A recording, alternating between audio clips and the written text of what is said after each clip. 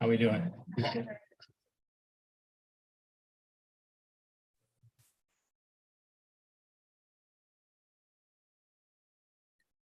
Vice Chair, we're working through some technical issues. If you give us a moment. That's fine.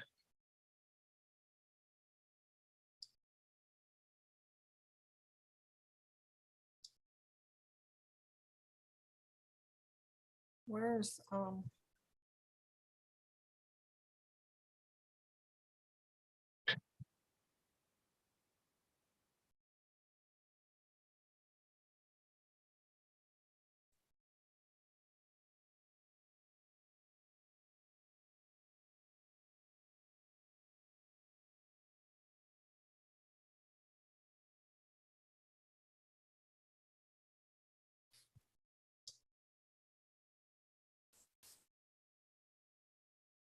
Who's it? Okay. Good evening. I would like to call the regular scheduled Planning Commission meeting of March 13th to order. Will you all stand for the Pledge of Allegiance? Would you start us off with the pledge?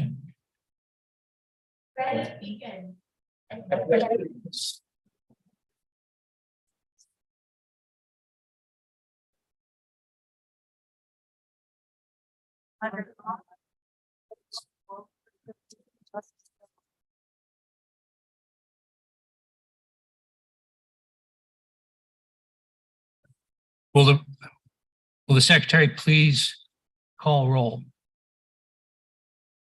Thank you, Commissioner. Commissioner Leo. Commissioner Escamilla. Here. Commissioner Ramos. present? Commissioner Oliva. Here. Commissioner Wu.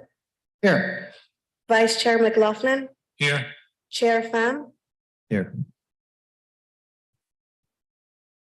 Chair quorum has been reached at 5:39. Thank you.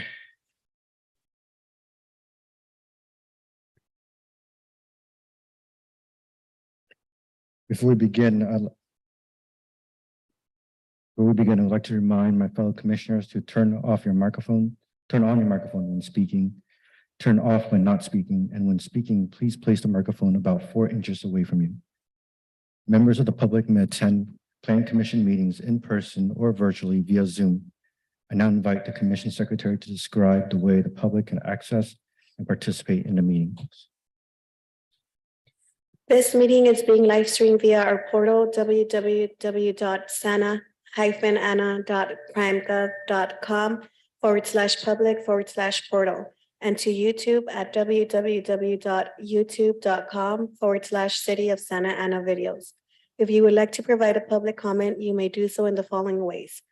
Join the meeting via Zoom, enter meeting ID number 856-102-85070. When the item that you would like to comment on is being discussed, select the hand icon to let us know you would like to speak. You will be called upon by the name you entered. You can also join the meeting by calling 669-900-6833. Enter meeting ID number 856-102-85070. When the item that you would like to comment on is being discussed, press number 9 to let us know you would like to speak. You will be called upon by the last 3 digits of your phone number. After you are called upon, you may press number 6 to unmute yourself.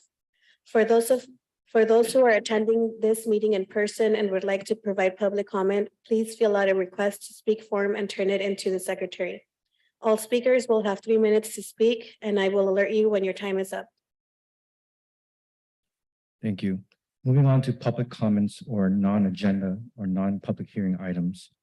I would encourage members of the public who wish to speak on item number 3 to do so at this time, given that item number 3 will be a work study session and we will not have public comments afterwards, only staff and commissioner comments. Madam Secretary, does anyone wish to speak on any non-public hearing items? If you're attending this meeting in person and would like to comment on non-agenda or non-public hearing items, please fill out a request to speak form and turn it into the secretary. If you are participating via Zoom and would like to comment on non-agenda or non-public hearing items, please select the hand icon and unmute yourself. If you are calling in and would like to comment on non-agenda items or non-public hearing items, please dial number 9, then number 6 to unmute yourself. Chair, we do have a speaker on Zoom, via Zoom.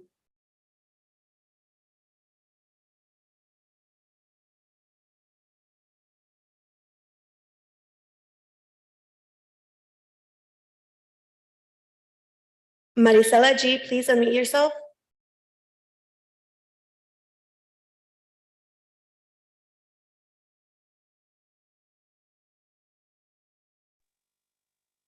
Hi, yes, my name is Marisela Guzman. I'm a resident of Ward 4, and I would like to speak on the related project that is being presented today.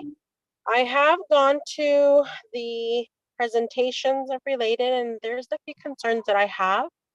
It is very close to my home, and it is an area where I shop. I drive by and commute, to and from work. One of the biggest concerns that I have is the traffic increasing in that area, as well as the parking. One of the things that I asked the people from Related or the representatives was that exactly we already have a very high population in Santa Ana, and the number of parking lots they're presenting is not adequate for their project, at least not for the number of project. It's a massive, massive project with 3,700 units. The parking is underground, and I know that they're working to possibly keep the grocery store, which is needed in that area. We don't know what will be there yet, but for older people like my parents that shop in that area at Vaughn's, that is right there, I would be concerned for their safety due to the amount of homeless people that are surrounding that area to be going underground with their shopping carts. The other thing is all of the businesses, it is a high commercial, I guess, tax inducing area for Santa Ana, and for it to go away completely, almost completely. I know they're, letting some of the businesses there, but I have my personal doctor, my optometrist, my kid's optometrist, my dentist there, and it's in walking distance for me. And that's one of the benefits that I would like for you guys to consider as well. I'm not the only person that lives around that area with that concern, in which, because of lack of transportation or what have you, we do walk to those areas for those things, including the banks. So I think that although the project is something that you as a city is looking for, I think it lacks a lot of holes that need to be filled. And I would also encourage you to reconsider such a massive project near a very already congested area with traffic in the morning and after work as well. I do again commute to and from in that area. I work for Newport Mesa Unified and live in Santa Ana. So it's very concerning to me, all of that I've mentioned already. So please reconsider on how big of a project it is developing there, for all of those reasons. Thank you. Thank you.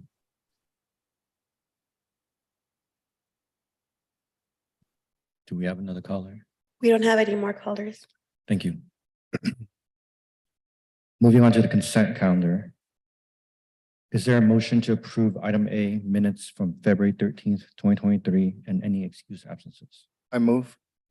A motion by Commissioner Wu and a second by Vice Chair McLaughlin. Madam Secretary, please call roll. Commissioner Leo, Here. Present. Aye. How's that? Commissioner Escamilla, Yes. Commissioner Ramos, Aye. Commissioner Oliva, Aye. Commissioner Wu, Aye. Vice Chair McLaughlin, Aye. Chair Pham. Yes. Motion approved by unanimous consent.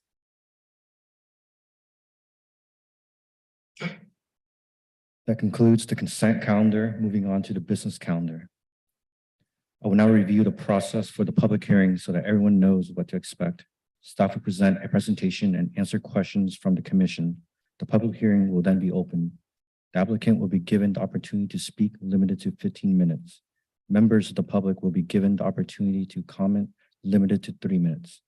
The applicant will then be given the opportunity to respond to comments made by the public, limited to 5 minutes. The public hearing will then be closed. Discussion will return to the commission with formal action taken to approve, deny, or continue review of the application. Please consider the following suggestions when organizing your comments. Please state your name and address, which is voluntary.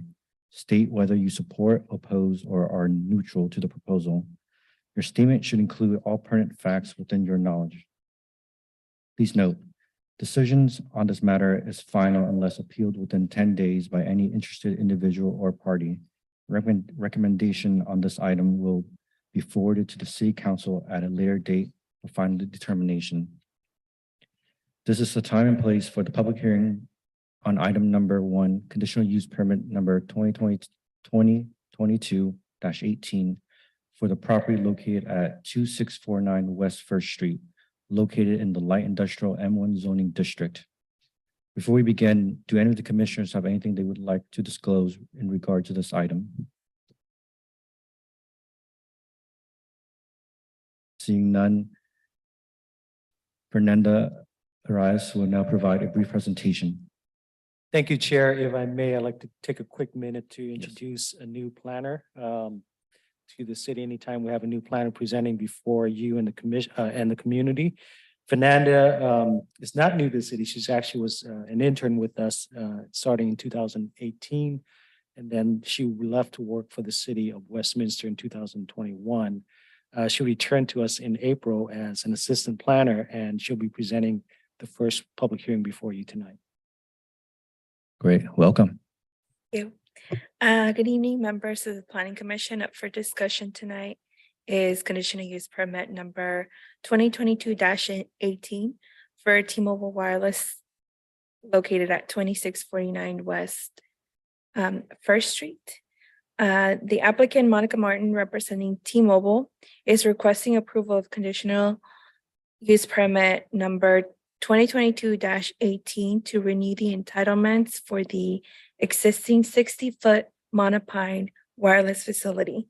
Staff is recommending that the commission adopts a resolution approving CUP number 2022-18 as conditioned. The subject property's general plan land use designation is industrial flex, and the zoning is light industrial. Surrounding land uses are auto repair and self-storage facility to the north, a thrift store to the east, multifamily residences and auto repair to the south, and wholesale to the west. The lot size is approximately 1.59 acres. This slide illustrates the wireless facility as it appears today. The photo was taken January 4th. The original conditional use permit was approved by the Planning Commission on November 27, 2006. The original CUP allowed the construction of the monopine, ground equipment, and a fence. Per Santa Ana Municipal Code Section 41-198.3B, renewal of a CUP for wireless facilities is required every 10 years. This slide shows the site plan of the entire site. This is the enlarged site plan showing the facility. The wireless facility will benefit Santa Ana residents, businesses, and motorists who subscribe to mobile phone services by providing cellular and data capacity in the area. The location is optimal to provide coverage necessary for existing and expanding service. The facility will not adversely affect the general plan, as cellular facilities that are designated to be compatible with surrounding environment and are consistent with the goals and objectives of the land use element. The project has been conditioned to obtain planning and building agency approval to address any outstanding site issues identified by the city. Pursuant to the California Environmental Quality Act, the project is categorically exempt per section 15301, class 1 of existing facilities. A notice of exemption, environmental review number 2022-39 will be filed for this project. And there are no fiscal impact associated with this project. And with that, staff recommends approval of conditional use permit number 2022-18 as condition, and staff is available to answer any questions that the commission may have. Thank you, Fernanda. The public hearing is now open. Does the commission have any comments or questions for?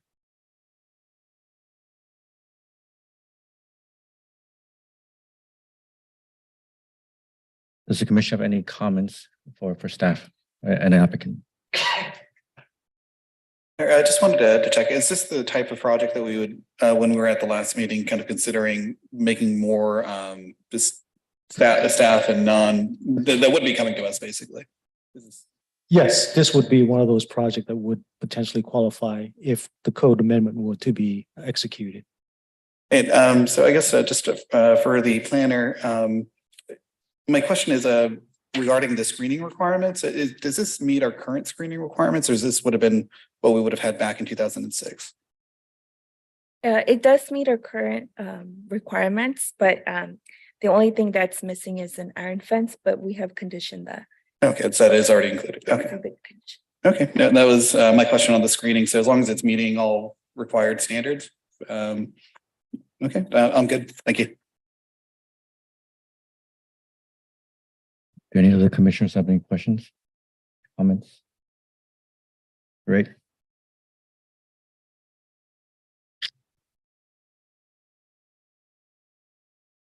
Would the applicant like to speak on the matter? Please go ahead.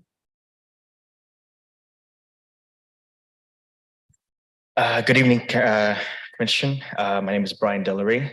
Address, I guess, will be 1511 Orange Thrope and City of Fullerton. I represent T-Mobile and Crown Castle. Crown Castle was the owner of the monopine in question. We appreciate working with staff on this project and getting our CUP renewed. We look forward to continuing providing the service to the community. As you all know, wireless coverage is very important to not only the residents nearby, but also for other services such as police and fire and such. And in that, we would like to be partners to make sure that those services are ongoing and uninterrupted. And so the CUP renewal will allow us to continue that service and allow for us to continue servicing our customers and also the community at large. One comment that the client, which is Crown Castle, in this case, would like to make a comment is on condition number 2. So condition number 2 is the resolution or the code enforcement of notice of violations that were enacted on February 28th of this year. Crown feels that these violations are outside of our scope and outside of our legal, let's say, standing with the landlord, considering that majority of these actually are outside of our lease agreement. While we understand the reasoning for adding it to our or adding it to our COAs, we would just like to make it known that we do not. We oppose the fact that they have been added to our thing, but we will work in conjunction with the landlord to ensure that they are reminded that these conditions are their responsibilities. And if those conditions are not met, they will be affecting our resolution and affecting our continued operation within the city in terms of this location. But other than that, Crown Castle and T-Mobile are in compliance with everything that staff has required and requested, and can look forward to continuing the service of this tower. And if you have any questions, I'm here for any further comments. Thank you. Thank you. Madam Secretary, have we received any written communication, or is there a member of the public that would like to comment on this item? We have not received written communication. If you're attending this meeting in person and would like to comment on this item, please fill out a request to speak form and turn it into the secretary. If you are participating via Zoom and would like to comment on this item, please select the hand icon and unmute yourself. If you are calling in and would like to comment on this item, please dial 9 and then 6 to unmute yourself.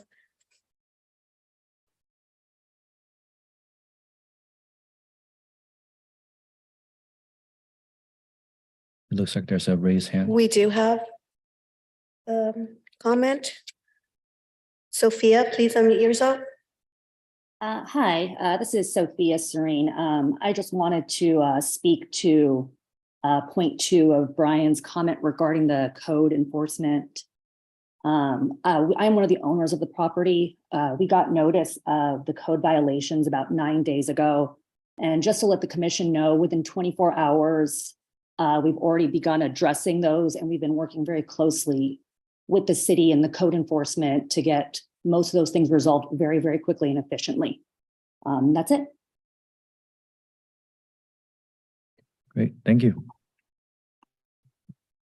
Seeing that there's no other comments from the public, is there a motion to approve this matter? I move we approve resolution CBUC number 2022-18 as condition. I'll go ahead and second that. We have a motion by Commissioner Wu and a second by Commissioner Escamilla.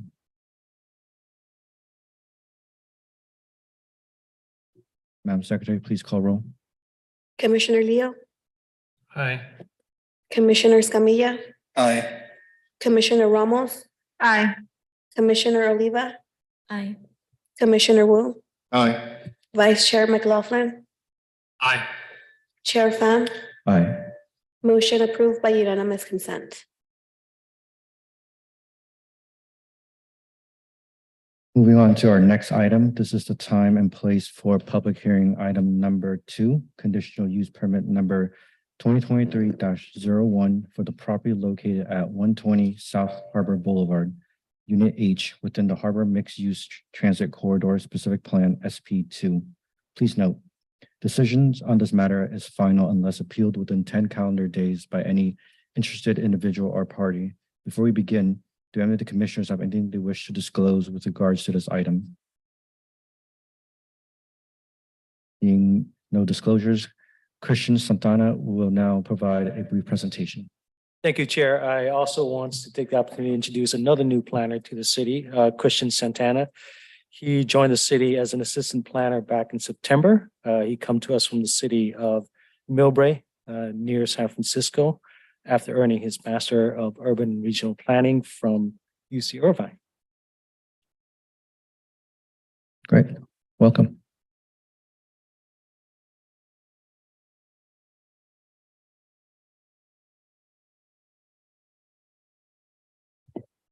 Good evening, Chair and fellow commissioners. The item before you tonight is a request by Edgar and Sebastian Bernal on behalf of Bernal Food Group LLC to request the approval of conditional use permit number 2023-01 to allow the sale of alcoholic beverages for on-premise consumption at 120 South Harbor Boulevard, Unit H, located within Ward 1.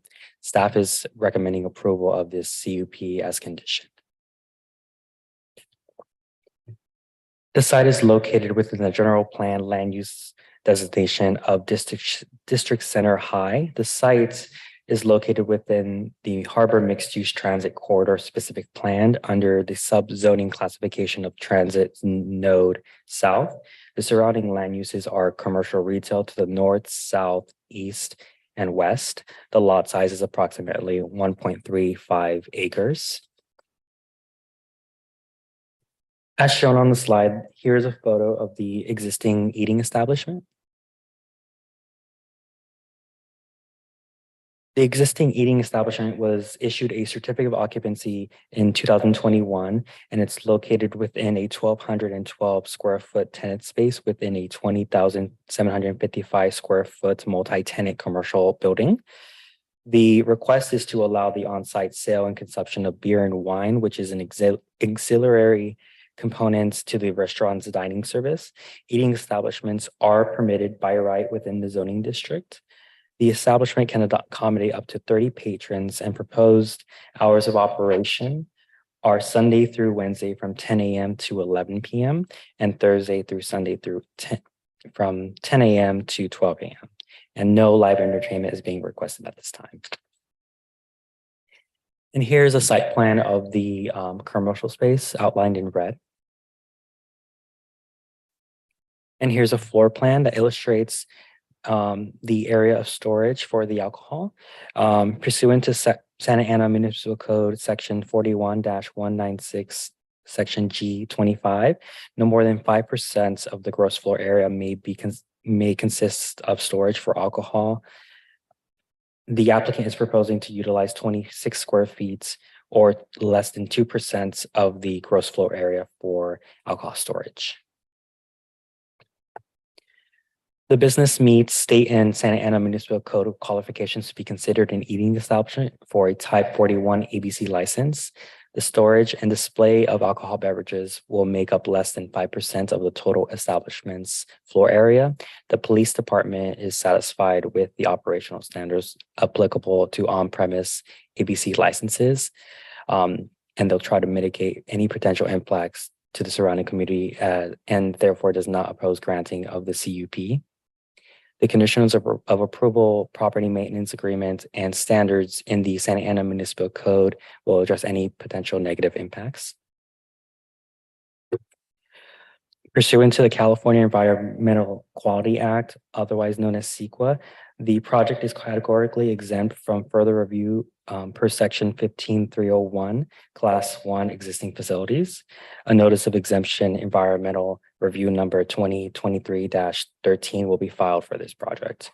There's no physical impact associated with this project as well.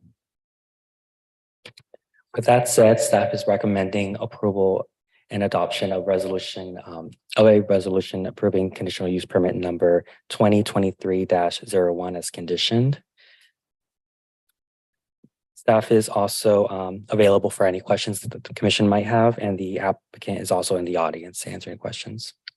Thank you, Christian. The public hearing is now open. Does the commission have any questions for either applicant or staff?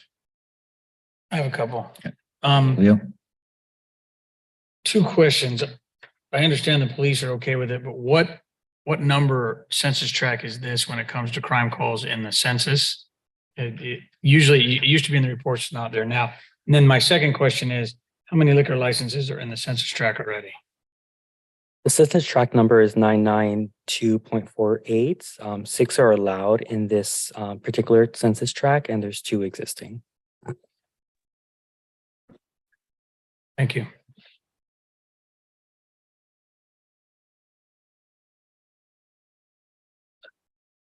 Seeing there's no other questions, would the applicant like to speak on the matter? Sorry, Chair, I just wanted to ask a Go question. ahead. Sorry. Thank you. Commissioner Escamilla. So just wanted to check, because we did get an email in opposition to this project, worried about just impacts to the site overall and to the neighbors. And I just wanted to see if you could go through what the review process is, if there are any impacts further down the road to the neighbors, and if anyone does have an issue with this particular CUP, what are the options available to that neighbor down the road if they are found to be in violation of their terms? Well, if the applicant is found to be violating the terms of the conditional use permit, that they may be subject to code enforcement action, and we can go through the necessary process through that route and analyze whether or not the applicant has violated their CUP. Thank you. Do any of the commissioners have questions for staff or the applicant? Okay. Again, I'd like to invite the applicant to speak if you wish. Okay, sounds good. Mr. Chair, I just have a quick Okay. question. It seems like the issue is not approving a liquor permit because we approve this very routinely, because if it's zoned for it and is allowable for it, it's up to us to find a reason not to approve it, right? Other than things like anticipating there might be increasing crime or whatever. And I'm not justifying and I'm not calling for a vote one way or another. I'm just looking for a clarification of we get a lot of conditional use permit for more alcohol, and it doesn't address the question whether we should have more alcohol in this city for public health reasons and other things, which is not something we address on the zoning part as we keep getting lessons on. I just want to reassure myself if that's the case, or is there somewhere place where we can wiggle to talk about the expansion of drinking in the city? Thank you, Commissioner, and thank you for that question. A conditional use permit from a land use and a zoning perspective is the idea and the concept that the use itself is something that can be permitted, and it can be permitted with certain specific conditions to help address any potential impact it may have to adjacent land uses. So the staff, through our analysis process, evaluate the various issues of concern relating to this conditional use permit, which includes the operations, the hours of operations, the adjacent type of land uses, as well as the crime statistics and the number of licenses that are in this census tract. Based on that information, then a recommendation is provided, and based on the recommendation tonight is for the to consider approving the conditional use permit because it has met those criteria that we use to evaluate this kind of conditional use permit. And I think at a previous meeting, Commissioner McLaughlin asked whether we track when we approve a conditional use permit, that we track it and that staff does monitor it. And if it becomes a issue, we are made aware of it, right? We absolutely do. Okay. I'm just asking restating of that. Thank you. Thank you, Commissioner Wu. Madam Secretary, have we received any written communication? Is there a member of the public that would like to comment? We have received written communication. We received one public comment prior to the 4 p.m. deadline. The comment has been distributed to the commission and has been posted on the website. If you're attending this meeting in person and would like to comment on this item, please fill out a request to speak form and turn it into the secretary. If you are participating via Zoom and would like to comment on this item, please select the hand icon and unmute yourself. If you are calling in and would like to comment on this item, please dial number 9, then number 6 to unmute yourself. I will wait a few seconds. Chair, we do not have any speakers. Thank you. The public hearing is now closed. Is there a motion in regards to this item? I motion. I'll second. We have a motion by Commissioner Oliva and a second by Commissioner Ramos. Madam Secretary, please call roll. Commissioner Leo, Aye. Commissioner Escamilla, Aye. Commissioner Ramos, Aye. Commissioner Oliva, Aye. Commissioner Wu, Aye. Vice Chair McLaughlin, Aye. Chair Pham. Aye, Motion approved by unanimous consent. thank you. This now concludes the business calendar. Moving on to the work study session. The first item on the work study calendar is the related Bristol specific plan for the property located at 3600 South Bristol Street in the General Commercial C2 zoning district. Please note, this matter is a work study session. No action will be taken on this item, and the presentation is intended for informational purposes. Our planning manager, Ali, will now provide a brief presentation. Thank you, Chair, members of the Planning Commission. It's a pleasure to be able to present before you this evening. This is a study session on Related's Bristol specific plan project that has been submitted as an application to the city. And it's a work study session item designed to familiarize the commission with the project and enable any sort of questions and high-level comments that the commission may have. So just as an overview of tonight's presentation, I'll be reviewing just background and overview of the project, as well as a description of the project details, the current status and the process for seeking entitlements, community engagement, and environmental review. Then we'll be going over specific plan goals and vision, just as a contextual statement over the recently adopted general plan update, and then talking about next steps and wrapping up with any questions that the commission may have. So just for some background and context, again, the general plan update was approved in April 2022. Among this update were elements of the general plan, one of which is the land use element, which sets out a vision, including goals and policies and implementation actions for land use related matters in the city. The land use element contains 5 focus areas where new development capacity is concentrated, creates new opportunities for applicants to submit applications for projects such as the Related Bristol specific plan for consideration by the city. So one of those focus areas is the South Bristol Street focus area in the land use element. From the general plan, this states that the area represents Santa Ana's southern gateway and will create opportunities to transform auto-oriented shopping plazas to walkable, bike-friendly, and transit-friendly urban villages that incorporate a mix of high-intensity office and residential living with experiential commercial uses. And again, just for some context, the project site is designated as District Center 5, which allows a floor area ratio of 5.0 or up to 125 dwelling units per acre, and buildings up to 25 stories in height. I'll be providing more information and details on this as the presentation goes along.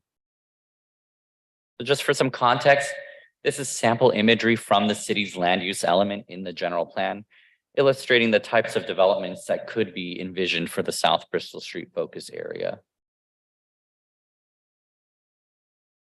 So the Related Companies has submitted an application to redevelop a 41-acre project site, which is bounded by Bristol Street to the east, Sunflower Avenue to the south, Plaza Drive to the west, and MacArthur Boulevard to the north, with a mixed-use village. So for those who are familiar with the area, this is a large commercial center that's anchored by a Vons grocery store. There's an LA Fitness on the west side, and on the south side, there's some familiar anchors that we may know, like Bed Bath & Beyond, Cost Plus World Market, Ross, and a handful of others.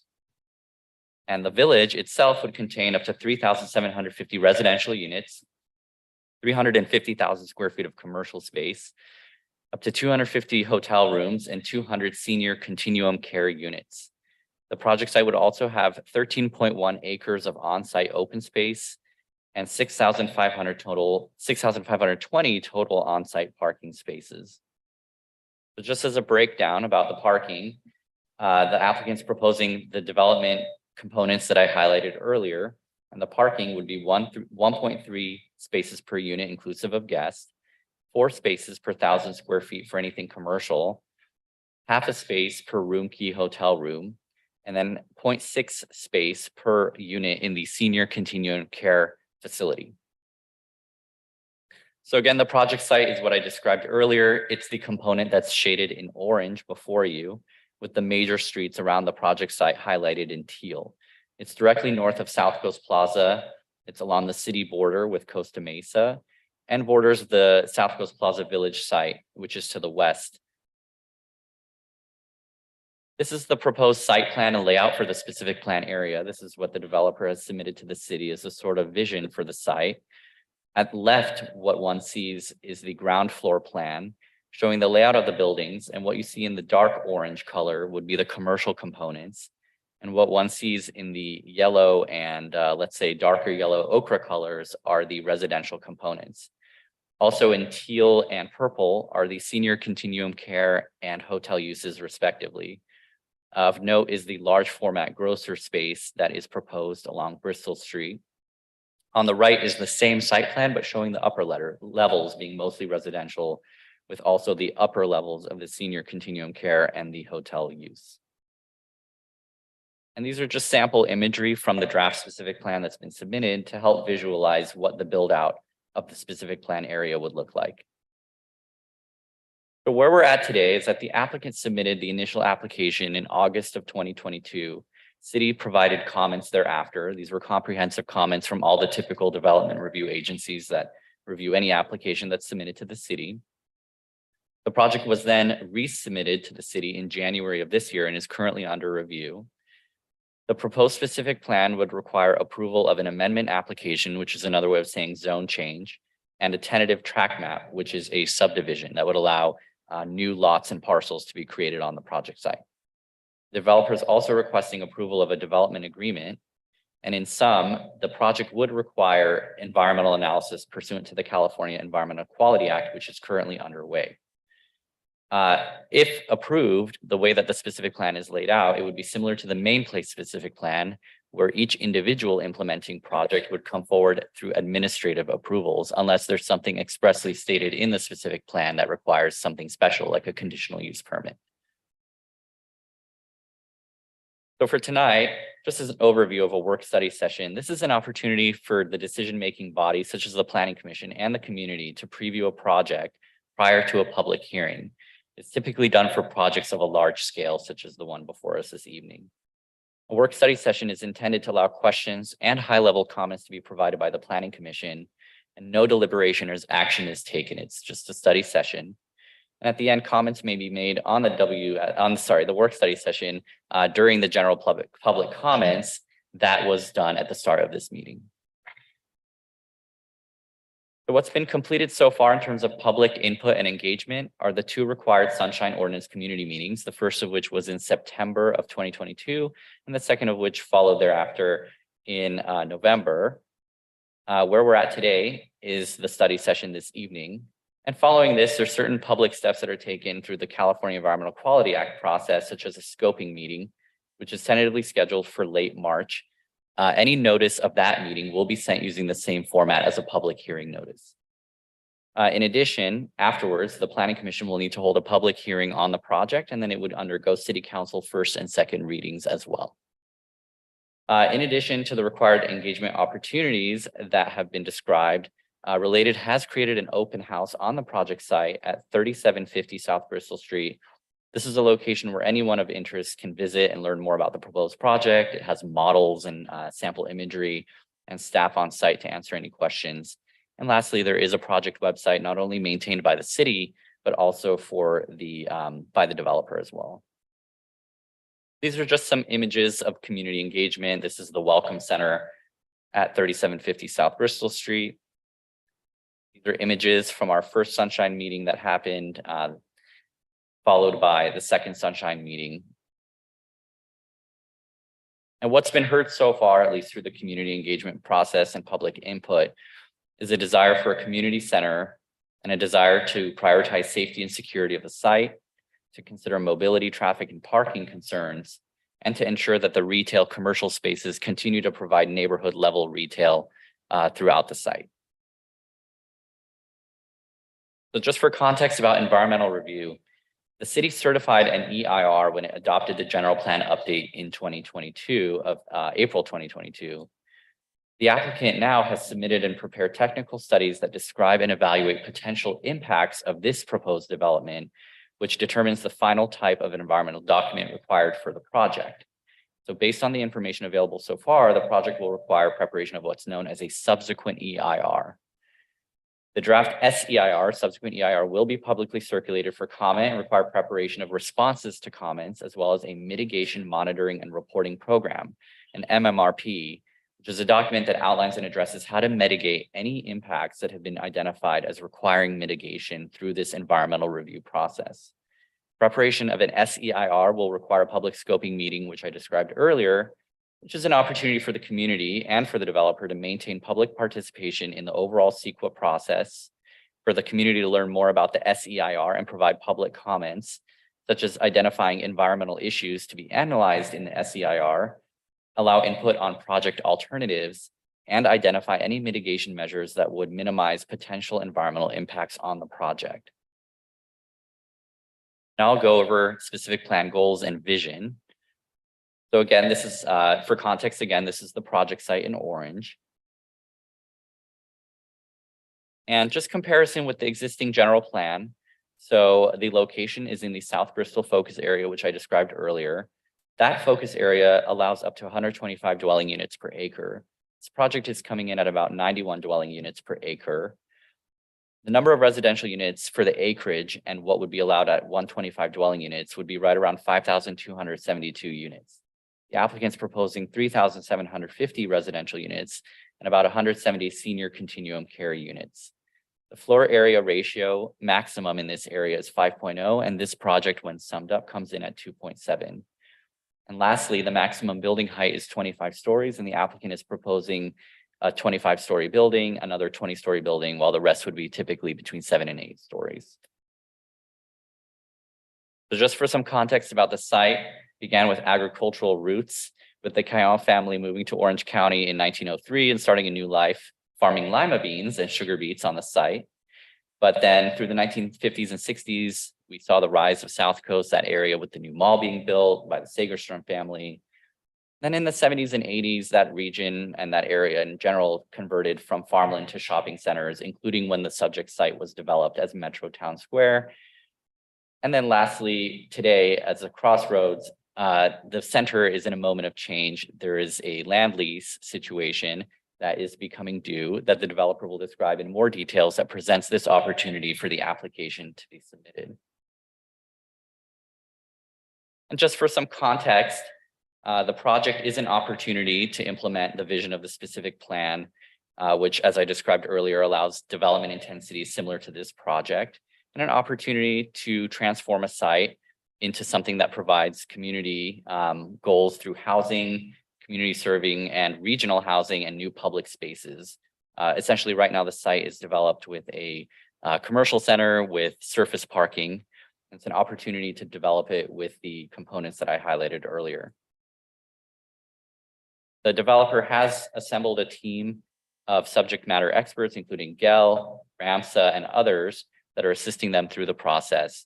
And if the commission has questions about any of those team members, the developer is here to answer any of those questions in more detail. Just as an overall vision for the site is envisioned as becoming a destination in itself that's welcoming for all, including existing members of the community, as well as new development, and something that transforms the site from becoming an auto-oriented shopping center into something of more of a mixed-use village that encourages multimodal transportation. The site, as I shared earlier, would have about 13 acres of open space. This would include sort of the Bristol Green, the green links that tie the project together, and the Bristol Paseo, Central Park, and Bristol Plaza. And each one of these spaces would function with a different theme and sort of different purpose, some of them being more active, some of them being more passive. And these are just sample images from the draft specific plan that has been submitted to the city, such as Bristol Plaza, the Bristol Green, the Grocer, and the Paseo, as well as the Central Park at the north end of the project site, closer to MacArthur. The project is proposed right now to be built in 3 phases. Phase 1 would be the southern end of the site, closer to South Coast Plaza. This would also ensure that if there's redevelopment at this site, that the Grocer would be rebuilt in the first phase, followed by phase 2, which is closer to the northeast corner of Bristol and MacArthur, And then the final phase of the northwest corner of Bristol and MacArthur. But just for some context, this image shows the development site. There's the existing high rises in the general Segerstrom area, including the center tower, which caps out at 285 feet, as well as Plaza Tower. And then to the north, what we see is the Bristol specific plan with its maximum building heights. Typical building heights would be 85 feet, with the tallest buildings at 240 feet and 195 feet. So next steps, the applicant and staff will consider any questions posed by the commission during this evening's work study session, as well as any public comments that we got at the beginning of the meeting. Specific plan will be finalized through the continuous review process that I described earlier by the city's development review agencies. Also, in the immediate next steps is to hold the SEIR scoping meeting and then prepare and circulate the draft SEIR for public review and comment. After that public review and comment period closes, then there need to be any final revisions and responses to comments prepared for the final SEIR, after which the project could move into the public hearings phase with Planning Commission and the City Council. So thank you for listening to the presentation. At this time, I'd be happy to answer your questions. The developers team and applicants team are also here to answer any questions that the commission may have. Thank you. Thank you, Ali. Thank you, Chair. If I may just briefly further add on that, we recognize that at this stage of the process, there are going to be more questions than answer, but that's the whole purpose of our process, is to be able to gather early questions so that through our process of review and analysis that we're able to address those questions in details. Thank you. Thank you. I'll just go down the line because I'm sure all the commissioners have questions they would like to ask. I'll go this way. Commissioner Escamilla. Okay, well, I guess the first one's actually for John. John, do I have to report the ex parte communication, or is that, yeah?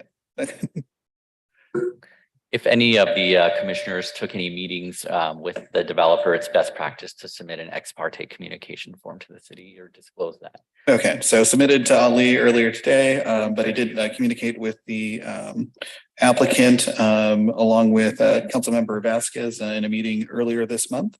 So just wanted to state that first. Okay, and now to the questions. And a question for the chair, how do you want to do this? Because I have like about 8 questions and I don't want to take them all, like, you want us to kind of cycle through, right? I'm sure that I would limit it to 2 or 3 questions, then we can do a second round once other commissioners have their chance.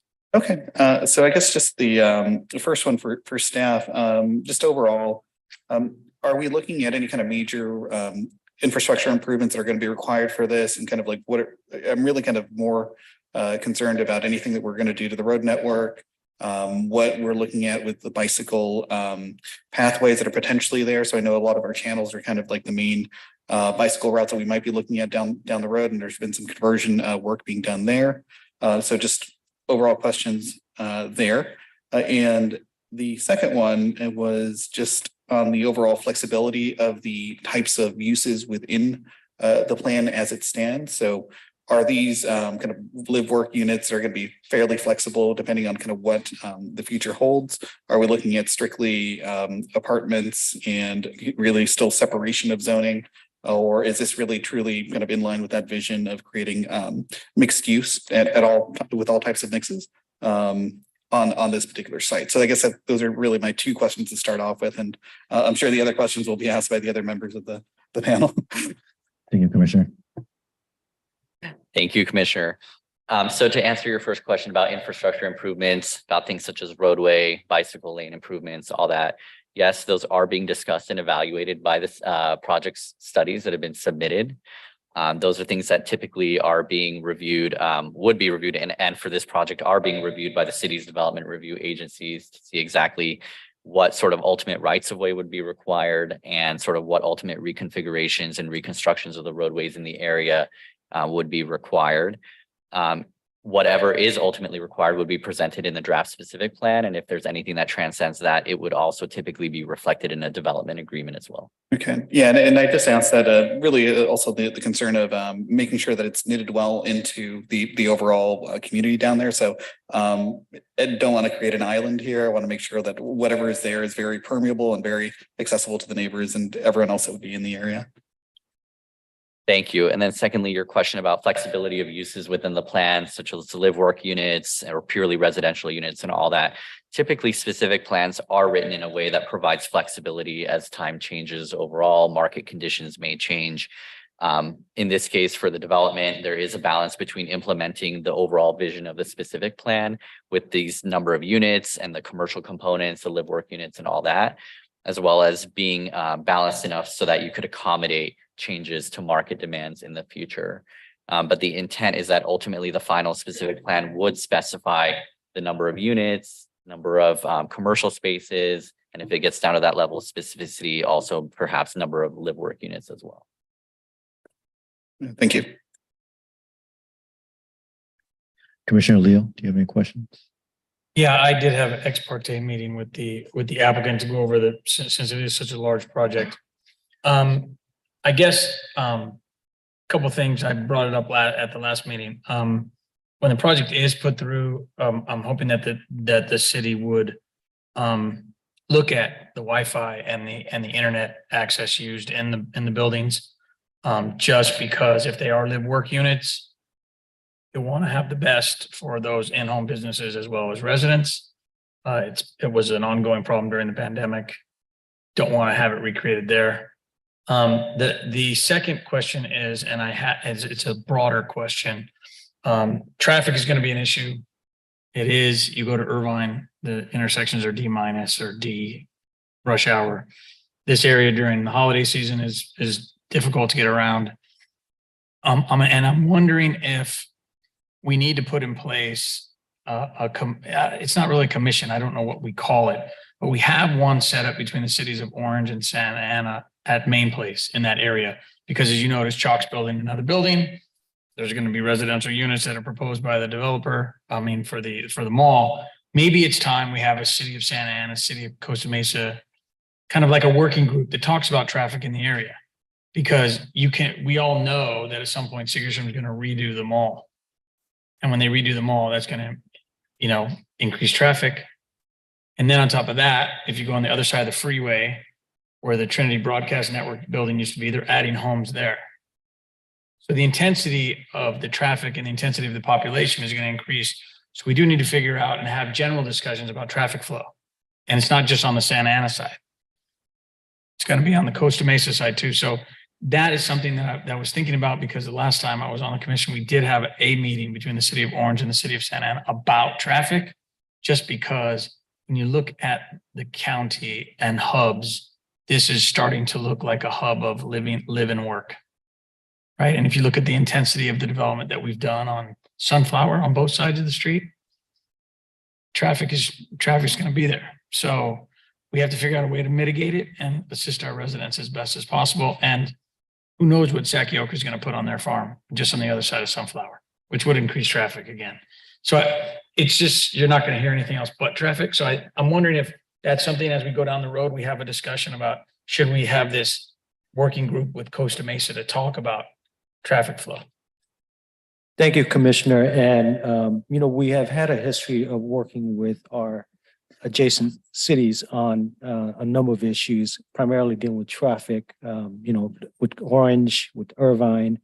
We have reached out to our neighboring cities as part of this project's outreach to provide them with some early information about the project, with the goal of working through some of these coordination issues. And as we explore down this path, I think while it may not be the project's responsibility, but certainly as a development focus area for the city of Santa Ana, we do need to work with Costa Mesa, Irvine, so that we can resolve some of these common issues. So thank you for bringing that up. Thank you. Commissioner Oliva? Yeah, I also did an ex parte meeting and submitted a form. So thank you. My questions are in regards to the residential units.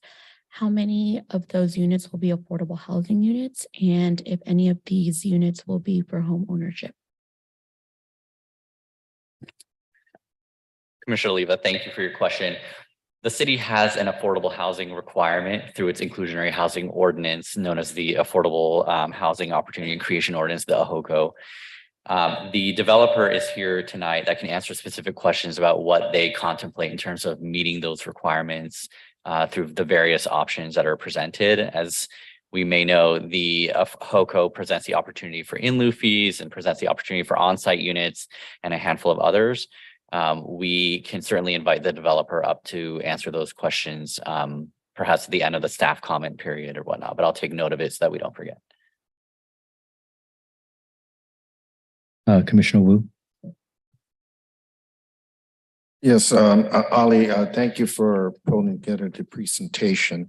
Your presentation of the bean field that Old Man Sigerstrom had, talking to the family who was a huge donor to a program that the Orange County Food Bank, which I operated. And any new development, I think, it's hard to see what impact would have 20, 30 years down the line.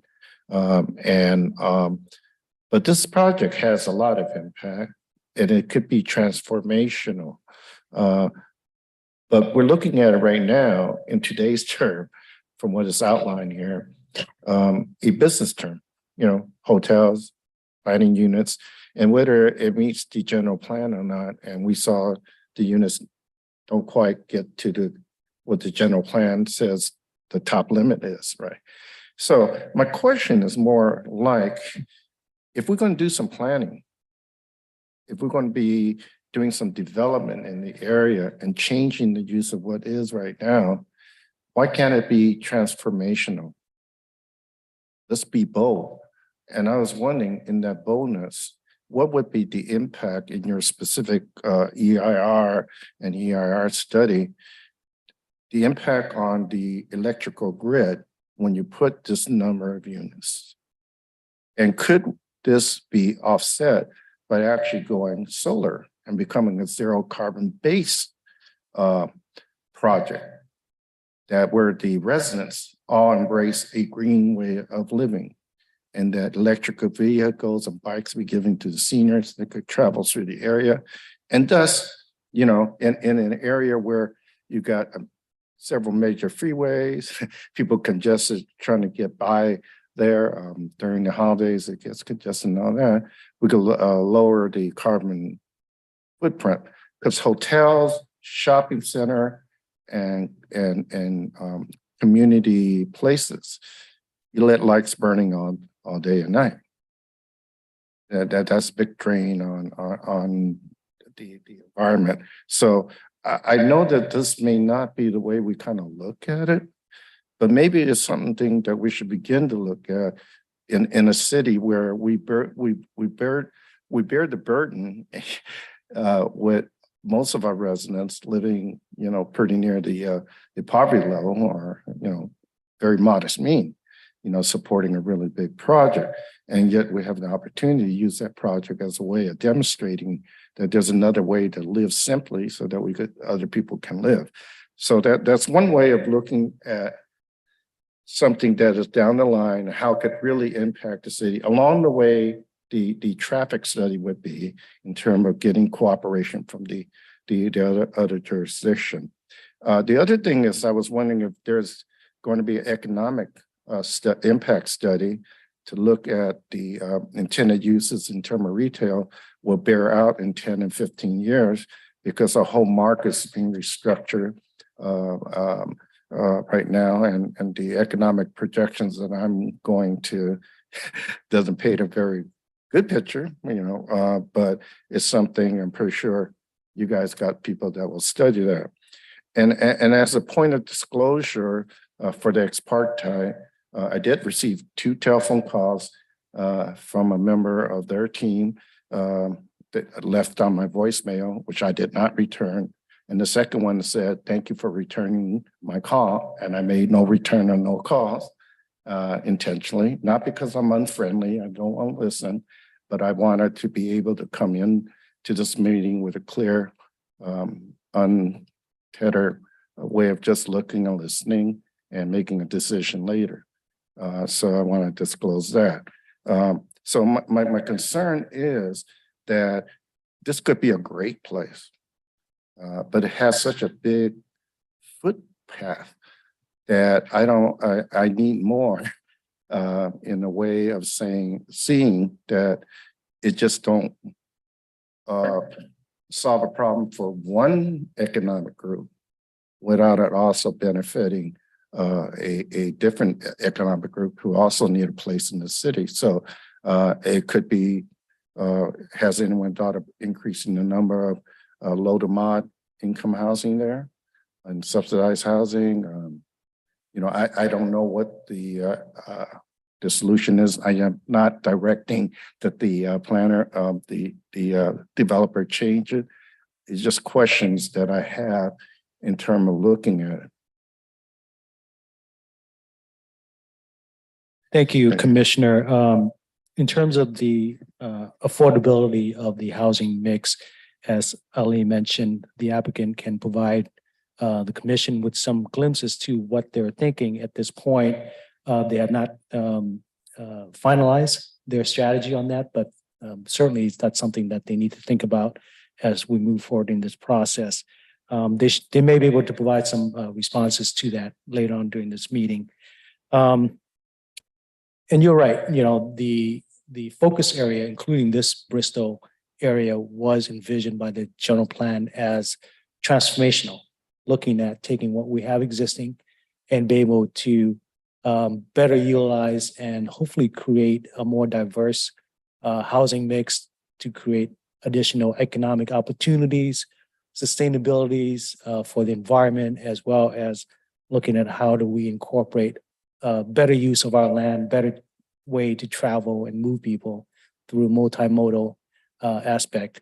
And then also looking at, using and reducing the impact on our existing resources, including water, electrical grid, gas, and those types of infrastructure and resources. So as we go through the process of evaluating the project using the CEQA established analysis process, also incorporating some of our general plan analysis that are required that has been recently adopted, including economic studies in terms of comparing, the future it is currently, looking at how it will impact our services to the area and residents. So all of those elements will be required of any project that will go into this area and these focus area and not just this project. So those things will be accomplished as we move through this process. And at the end of the day, hopefully the answers will allow our commission and the city council and the community to make a decision of whether or not this project is worthy of that transformative vision established by the general plan. Yeah, it's sort of like when the South Coast Plaza was built and they envisioned bringing big major super stores. And then we started building apartments around there. Everything kind of fit in. There was more land available. We're a built up community now. Okay. We have to think in terms of a built up community, but to place any new development of that size with the number of people coming to it, the number of dogs and pets that will be around, walking around, and the use of electricity and water. How do we recycle that? Is there an obligation there? Is the hotel going to be unionized? So our workers, I'm hoping that they will hire workers from Santa Ana first. For instance. So I don't know if those are policy issues that come drift into the planning thing, but it certainly is the kind of discussion that I think I hear from neighborhood groups and people coming up with a concern for the traffic and the impact. And it's not necessarily negative. I mean, we don't know down the line. We're trying to find out information so the future that's not as fearful, and then we could mitigate as much things so we could coexist together. Right. I mean, this process is a way for the applicant to understand our community and to understand our community's communication and values, while some of those issues may not directly have an impact on land use and zoning matter, but from a community perspective, certainly it's good for the developer to understand where our community is coming from. Thank you. Thank you, Mr. Chair. Thank you, Commissioner Wu. Commissioner Ramos. Yes, I have a few questions. Some of them are housing specific, affordable housing specific, so I'll leave those for the applicant. Two questions that I'm wondering if staff might be able to answer. Is staff requesting or is staff aware of any plans for a new or improved biking infrastructure that will connect the proposed development to nearby trails, biking trails? Thank you, Commissioner. Similar to what we shared in response to Commissioner Escamilla's comments, these are all things that are being evaluated right now by the traffic studies and also being evaluated by our public works agencies. So although there's nothing definitive yet, there are topics that are being explored. But I do want to share that based on our preliminary review of the specific plan, those elements are being considered and included as part of their pedestrian and bicycle, their open space network and connecting pedestrian and bicycle as well as vehicles within this. Thank you. And before I ask my next question, I forgot to disclose that I also met with the developers and their team last week, and I submitted my ex parte disclosure form last week as well. My next question is regarding community outreach and engagement. So I think we saw various examples of what that's looked like so far. And I'm wondering if any of the materials that have been produced on this development, have they been made available in Spanish and Vietnamese? I will defer to the developer to answer that question because they may have their own materials that they've prepared and distributed, as well as at the Welcome Center and at any neighborhood association meetings that they have held on their own. The Sunshine Ordinance requirements do require translation services be provided if requested, and those were made available at the Sunshine Ordinance meetings that were held. Thank you. I believe the remaining questions I have would be best directed at the applicant, so I'll wait then. Thank you. Thank you, Commissioner. Vice Chair. First of all, my ex parte form is done. Had to make sure. And the other thing I'm going to ask right now is a little bit of a process question. And that is that when we started out our meeting, we had non-agendized items that we took a call on, which was really a call to talk about this project. And so my curiosity is to say, we've got people in the audience right now here, small amount, that may want to have a say in this discussion this evening.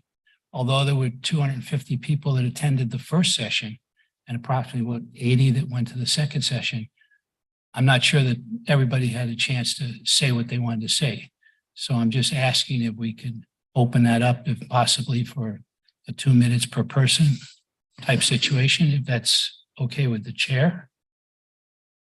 Mr. Chair, if I just may interject, this item was not agendized tonight as a public hearing, and therefore there's no separate session or time that is earmarked for public comment specifically on this agenda item. Because it was a regularly agendized item appearing in the ordinary course, it was subject to public comment at the top of the meeting, as would any ordinary agenda item be. I imagine, and I'll defer to staff, at the appropriate time, the public will be welcome to provide comment on this item. Just tonight, it's not agendized as a public hearing. Thank you, John. And also, this is the beginning of the process from the city's perspective. The public has the opportunity at any moment in time, including after this meeting, to submit to staff their comments in writing. All of the comments that have been submitted or to be submitted in writing will be provided to the commission at the time the decision is going to be considered for this process. So this is not the first and by no means the last time the public can make the comment. The purpose, as John, for tonight's meeting is for the commission to provide feedback and questions as a work study session between the commission and staff. Can I ask a follow-up question of staff?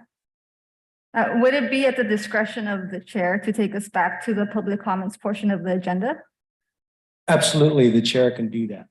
So the chair can choose to do that, and we can allow for members of the public present today to speak.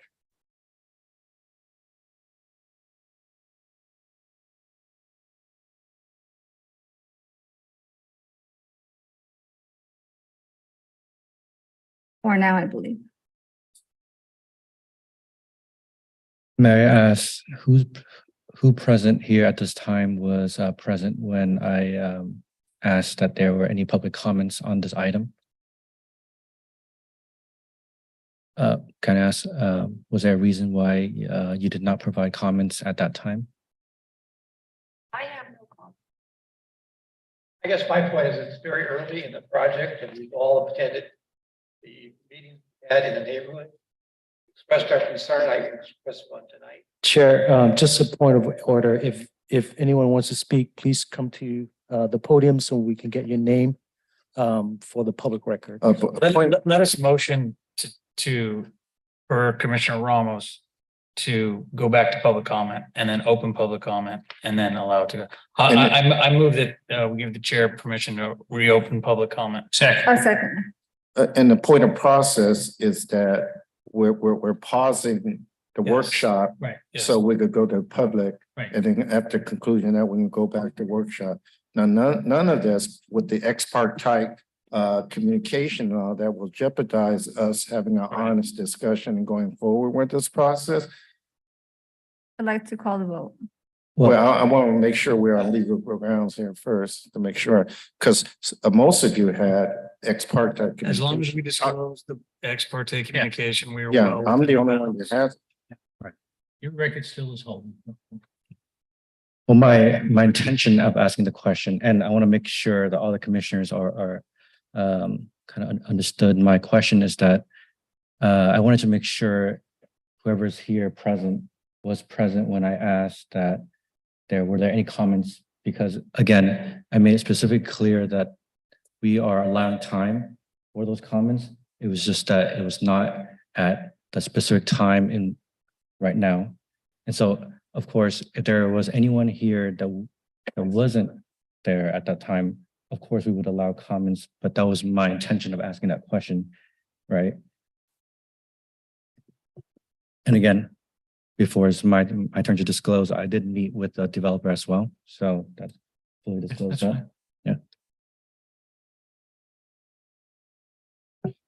I believe at this point, and John, correct me if I'm wrong, it's the chair, you have the decision of the ability to either move and continue with the study session as we have scheduled, or if you want to consider any other mechanism of input, that's up to you at this point.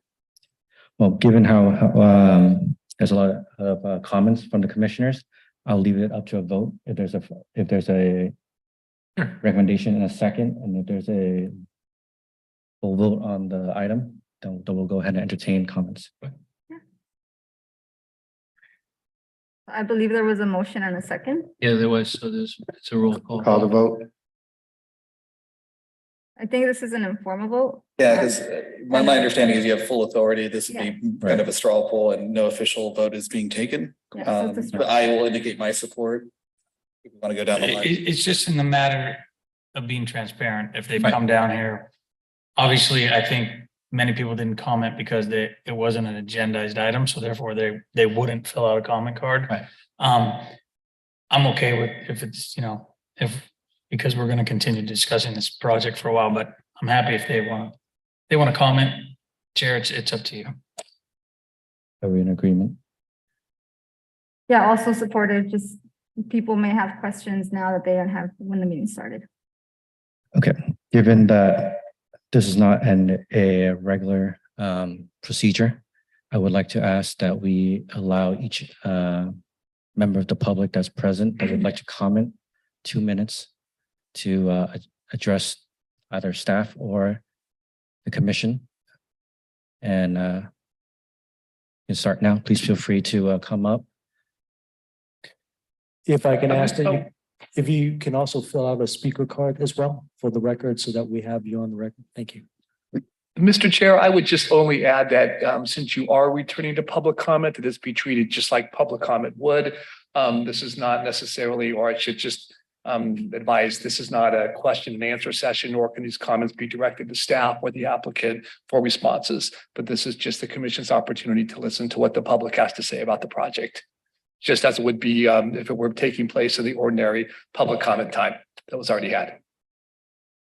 And no action is taken on the comment. Right.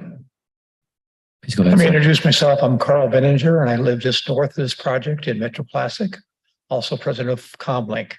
To answer your question, Chairman, the reason why I didn't ask questions beforehand, we've had a number of meetings with this developer, attended 2 of the sessions, as well as my neighborhood association had a meeting in their informational hall. And so we have gotten a chance to ask many of our questions. Our concerns, I very much appreciate the comments of Member Leo, because that's our concern too, is traffic. And not only do you have this development, but you're going to have other developments in that area. Segerstrom, I'm sure, is going to do some changes. So that is our concern about traffic.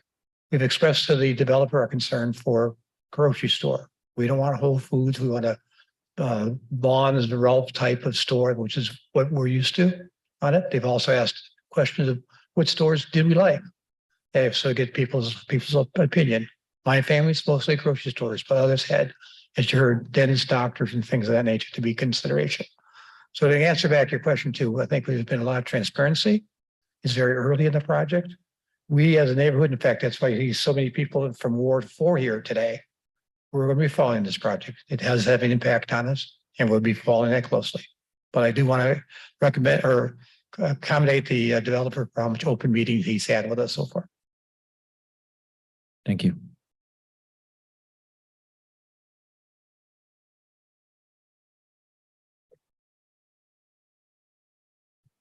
Please go ahead.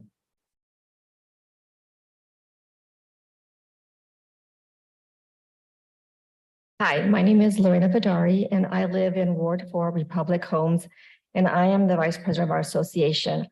This is the first time I've been to this type of meeting. I'm really close to my neighborhood, and I know that if my neighbors were aware that they were able to make public comments today, I would probably have about 10 people here. So this is something new. So I am happy to hear that we are going to have an opportunity for the public to voice their comments, because going home, I'm going to schedule a neighborhood meeting with my neighborhood. So thank you. Thank you. Excuse me, as a reminder, fill out the form and bring it back. Thank you. Okay. Seeing that there's no other speakers, we'll continue our work study session. Thanks. Okay, back to me. Oh, please go ahead. All right. Couple of things. Chris brought up the working with the adjoining cities and everything else. You know, when the North End started to develop in the last 10 years, there's like 4,000 units that came into the North End. But everybody thought it was all Santa Ana, when in reality it wasn't. It was actually 50% Orange and 50% Santa Ana. So I agree with Chris that we really need to make sure we have the neighboring cities participating in this process. And most of it was built around traffic.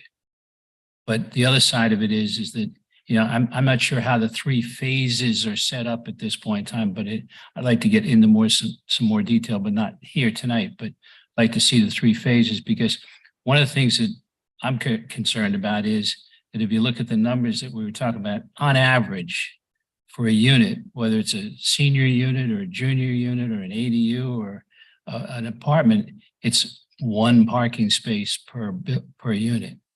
And, you know, people believe that this is where we should be, but the reality is we're not. And we're not a 1-car garage, you know, neighborhood. And I think we have to figure out, and I think the developer needs to think about having a parking plan. And we've talked about this with certain other projects throughout the years where we wanted to have a parking plan for how this would be handled. And I think we really need to look at that, because if you double the amount of cars alone, I think the number, you're at 10,000 parking spaces? Is that I think it was about 5,700 was the number. Anyway, Ellie, it's your slide I'm going on. 6,520, 6,520 parking spaces, Fixed, 6,520.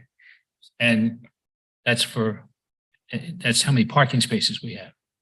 That's what's being proposed on the development at a ratio of 1.3 parking spaces per unit. Right. But how you get to that 0.3 parking space is a little bit difficult.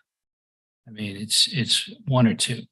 So I think we really need to kind of think out of the box and figure out a way to start to bring into play some of these mandates that we've got or some of these areas we've got for parking, because I think that's going to be a tremendous issue down the line. So that's my second one. I think the other thing is that we talk about the traffic. You know, how are we going to, I mean, every time we go through one of these projects, we are always talking about the traffic. How are we going to do something different in this particular? Oh, yeah, go ahead. We have an opportunity because this is a transit-oriented area, right? So with the transit-oriented financing, I don't know if the developer need additional sources of money, and with the solar credit that they could use and other infrastructure kinds of things, it could actually lower the cost of construction that can't be put into mitigating traffic at all. Instead of envisioning something like Southwest Plaza, where you drive a car there, right? So, and you leave and then you shop and all that. Maybe you don't use a car to get there, but you have transportation corridors to come there, electrical vehicles that can be public use, and from other feeder within the city. You know, again, thinking holistically in Bow, where we're not dependent on cars and traffic and that kind of thing. But if we think about the old traditional May Company, which is no longer there, you know, Baumgardner Taylor is no longer there, and that kind of stuff, then we're just thinking backwards, and we're not thinking forward to envisioning a transportationless, carless society. That could be an opportunity. And I know that's ridiculous thinking that we're imposing that on people, but it's not. It's making a choice, and making a choice for a way of living, because we're planners, right? And thinking out of the possibility of other ways of mapping out how do we get there. You know, just as we look in this city, how to accommodate cultural diversity, equity, and all these kinds of things. Along that line is a future we could live on, and a future where we can ensure that our children can live in that future as well. I think the other area that's a concern is public safety from all aspects, meaning from a police standpoint, having a substation, having a station inside or very close to this, I think is a very smart aspect to have, because it just, I mean, the police at this point in time have a reputation of not showing up in 2 minutes or 3 minutes. This should give them the opportunity. But more important, I'm also concerned about fire, because if you're putting in 25-story apartments,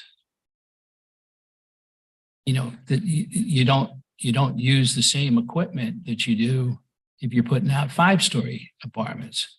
So who's footing the bill to change what we do from a fire and police? City doing that, or is Orange County Fire Authority, they, in their benevolent way, they're going to say, well, don't worry about it. We'll come in with the fire engines. So, you know, what do we think is going to happen at this point in time with regards to public safety?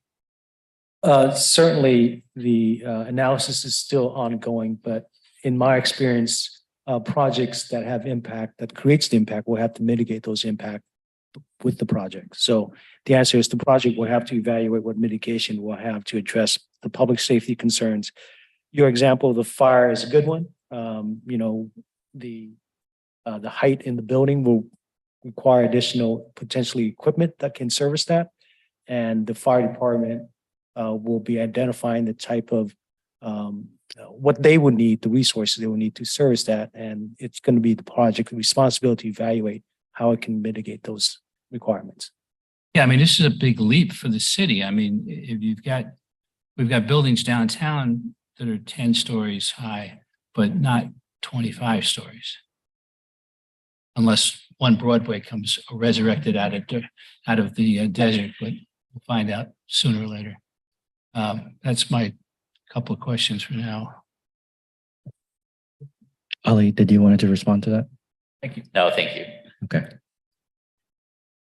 I'll put in my 2 cents on this. I agree with the other commissioners about the communication aspect of this. You know, given the location of the proposed projects, I think communication with Costa Mesa will be prudent, as well as I think, I'm not sure if this is common procedure, but I think communication with the school district would be prudent as well, given the amount of families that will be added to the area potentially. Other than that, I also, you know, maybe the next time we meet, or if it's within the presentation next time, but a analysis of how much the proposed open area would contribute to our deficit currently.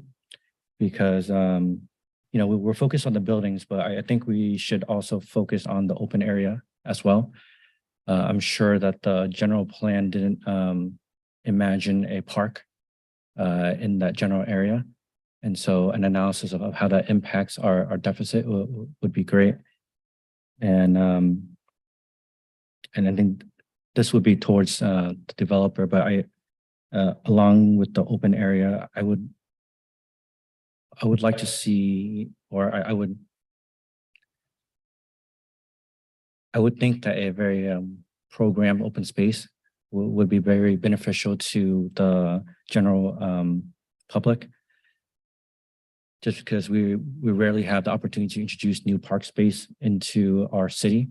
And so the ability to have new park space and having it be purposeful and not a byproduct of a required plan, I think would be very beneficial to the overall community. And I'll give it back to Commissioner Escamilla. All right, round 2. I guess, let's see. Thank you for that, Chair. Trying to remember where I was. So these are, I guess, 2 questions that might come in together. There was a mention of a subdivision and a land lease. So we're just like talking about the raw dirt and like how it's going to be subdivided and moved around. Are we looking essentially at subdividing each individual structure, or just the phasing so far? And if so, if we're dividing kind of on the smaller scale, is there any consideration from the applicant for doing any kind of preliminary condoization so that if market conditions are correct towards the end of the project, and there is the thought to have some of these as for sale? Again, it's a 100-year land lease, so you know, these would be condos to be sold in 100 years or so. But is that anywhere on the radar? And then also, just if someone can explain a little bit more about what's going on with the existing land lease, I think is important for this discussion.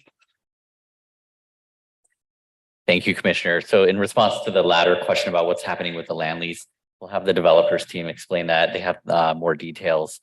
But in regards to the subdivision map, as submitted, the goal is to subdivide the site into the regular development lots that were kind of laid out on the site plan that was shared with the commission on one of the earlier slides, as well as the private roadway lots that would bisect the site. We've also had some preliminary discussions about subdividing for individual condominium ownership for opportunities for the site. That is something that the developer can provide more detail about where they might be at with that idea. Thank you.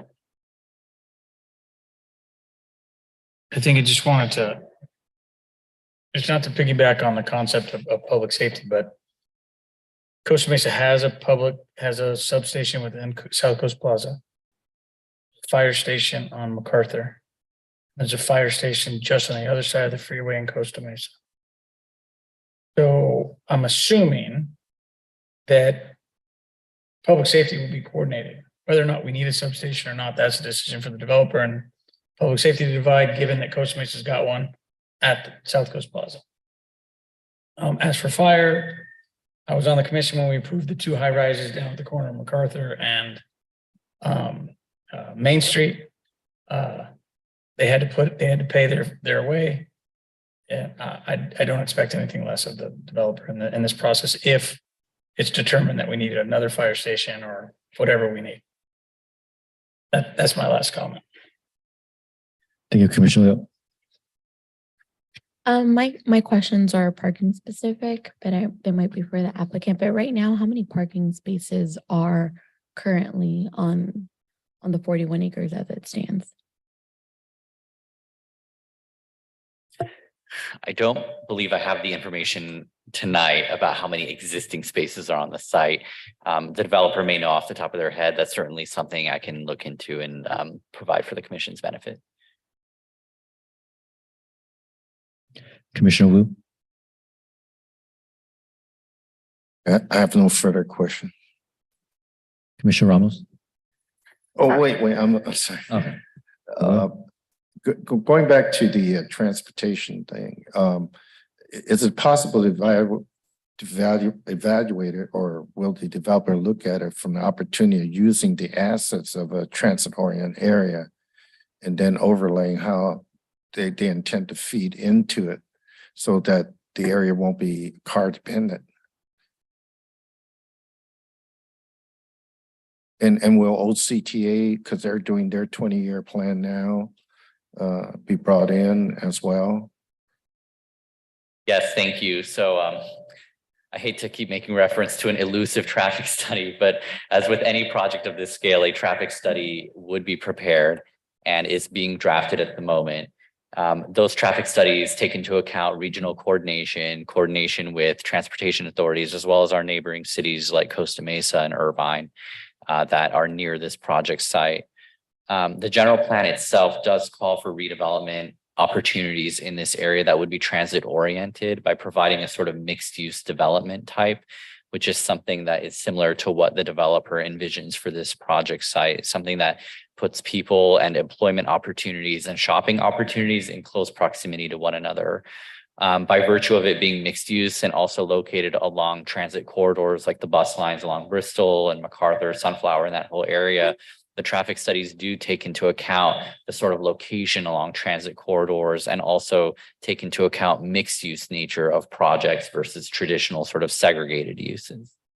And as staff alluded to, and as several commissioners pointed to, we adopted a general plan last year, which I thought was pretty progressive in terms of our vision. But then when you dig into the weed and see where each of the project is, I think Commissioner Leo and McLaughlin rightly observed, how is all this going to mesh? And you must be staying up at night worrying about the same thing, how these things all feed into each other. And as all these studies are being done, it will come to us. And I don't want us to look at it from, I can't tell you what to do, but I hope that we don't look at it in just isolated case by case development, but it's part of a bigger picture of how traffic circulation through the whole city, how housing provides, housing options for who, how the economic job availability, it benefits who and all that. Those kind of questions, it's a whole city question. It's just not ward by ward. It's not neighborhood to neighborhood. It's not project by project.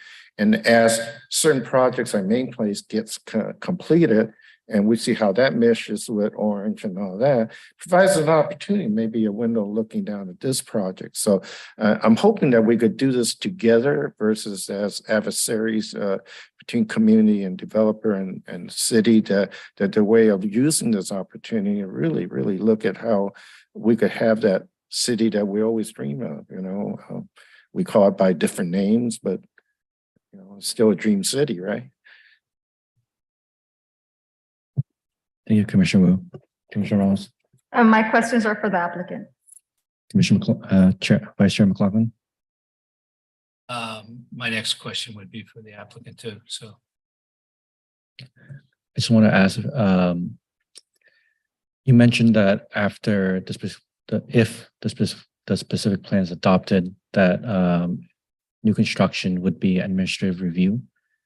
How detailed would the specific plan be in terms of architectural, massing, setbacks and things like that? Thank you, Chair. The specific plan would have all the components that you just described. So it would have a use matrix of what's allowed, where it's allowed, what's not allowed. And then it would have the basics of development standards like height, setbacks, step backs, things like that, that go into forming or shaping the form of a building.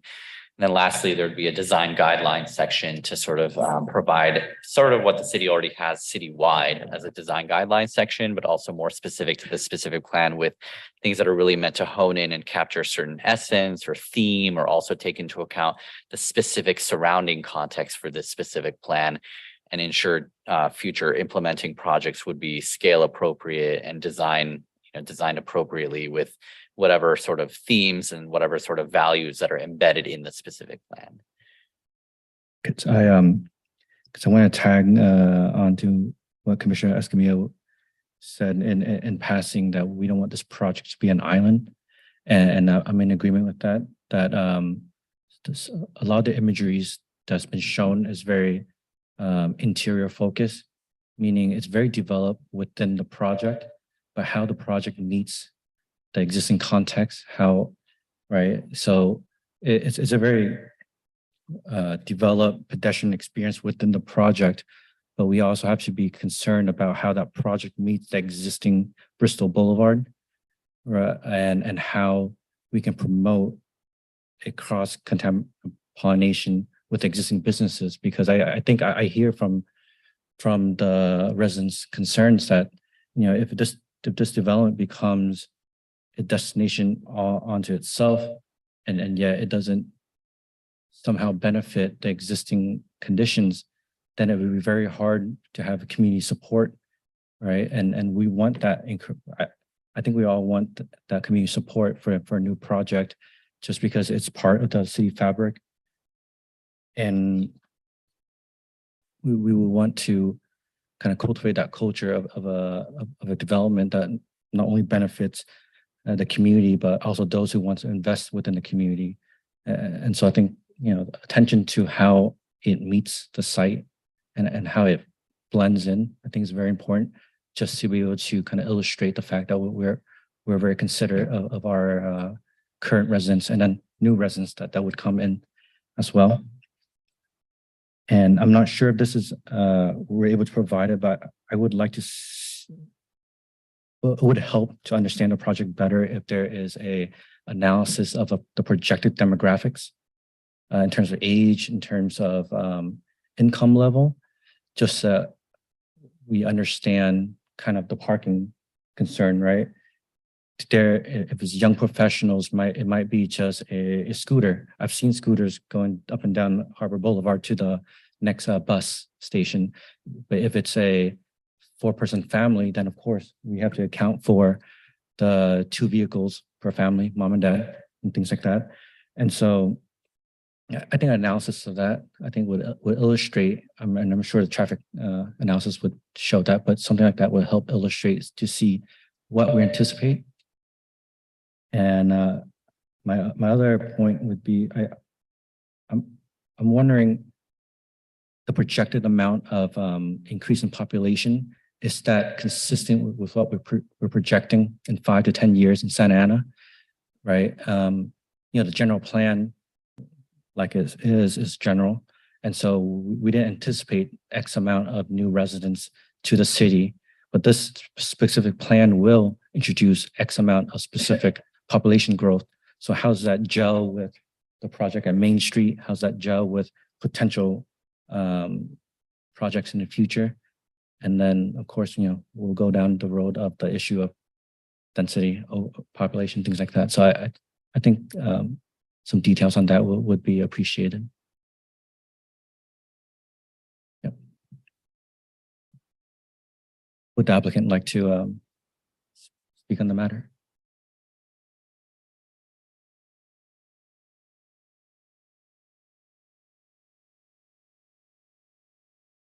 Hello.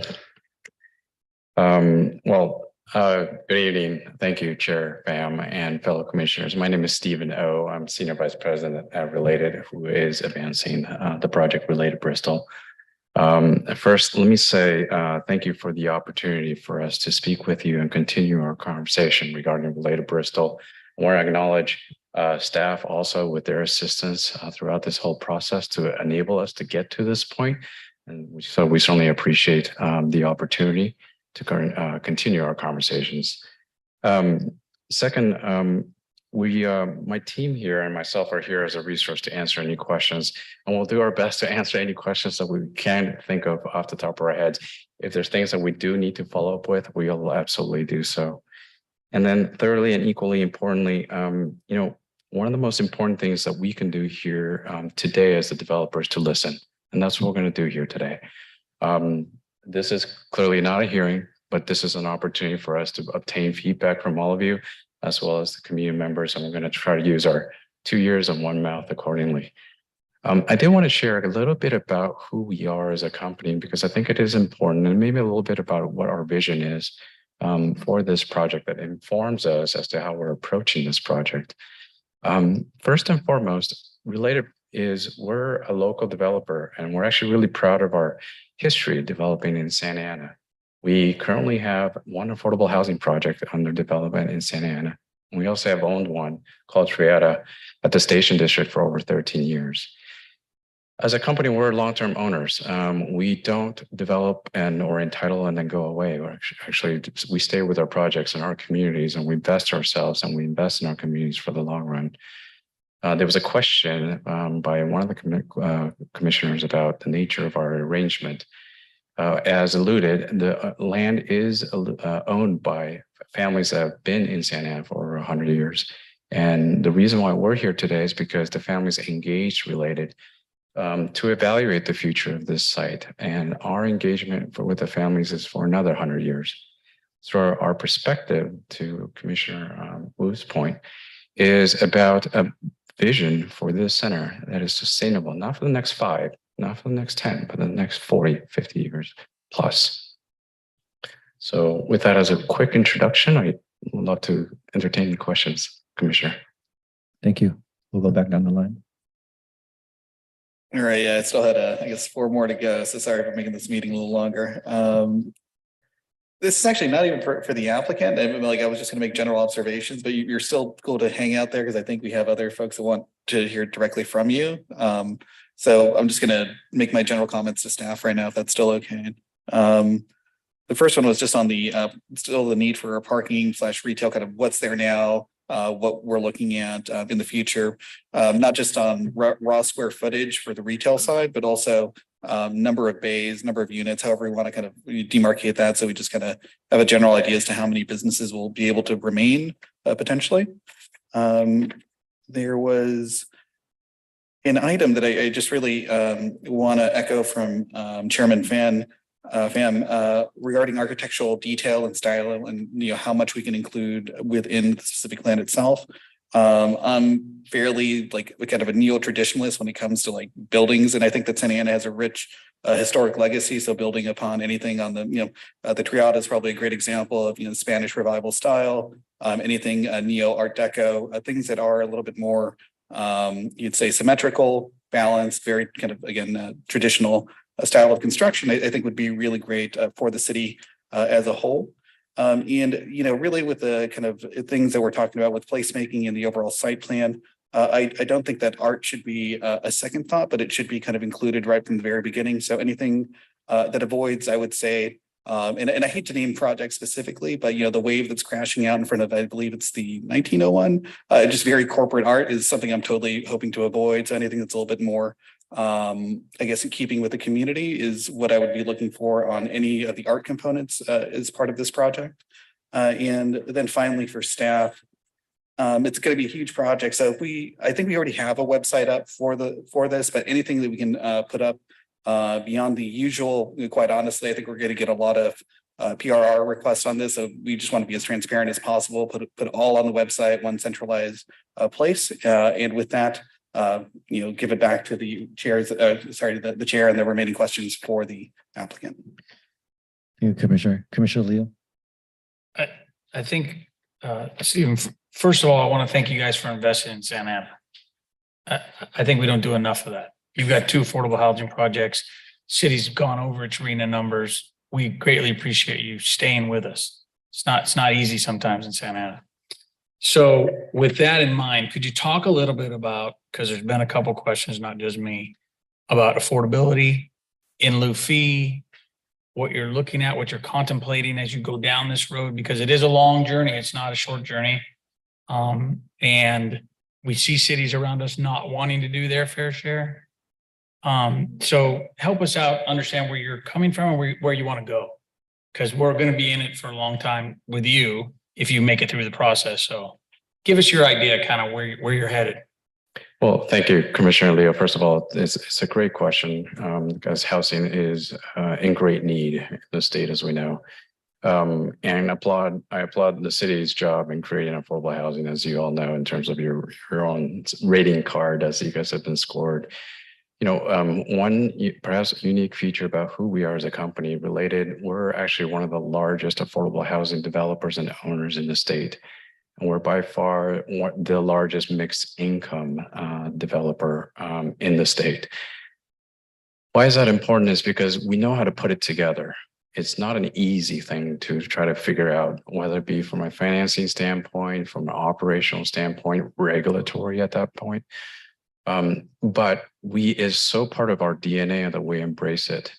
And as testamented by, the 2 projects that we're doing and everything we're doing across the county as well as the state, we welcome the conversation on affordability. We're well aware of the WHO as well as the history of the WHO. Sorry, I call it the WHO. I think there's a longer acronym now, Housing Opportunity Ordinance. I apologize, but it's just easier for me.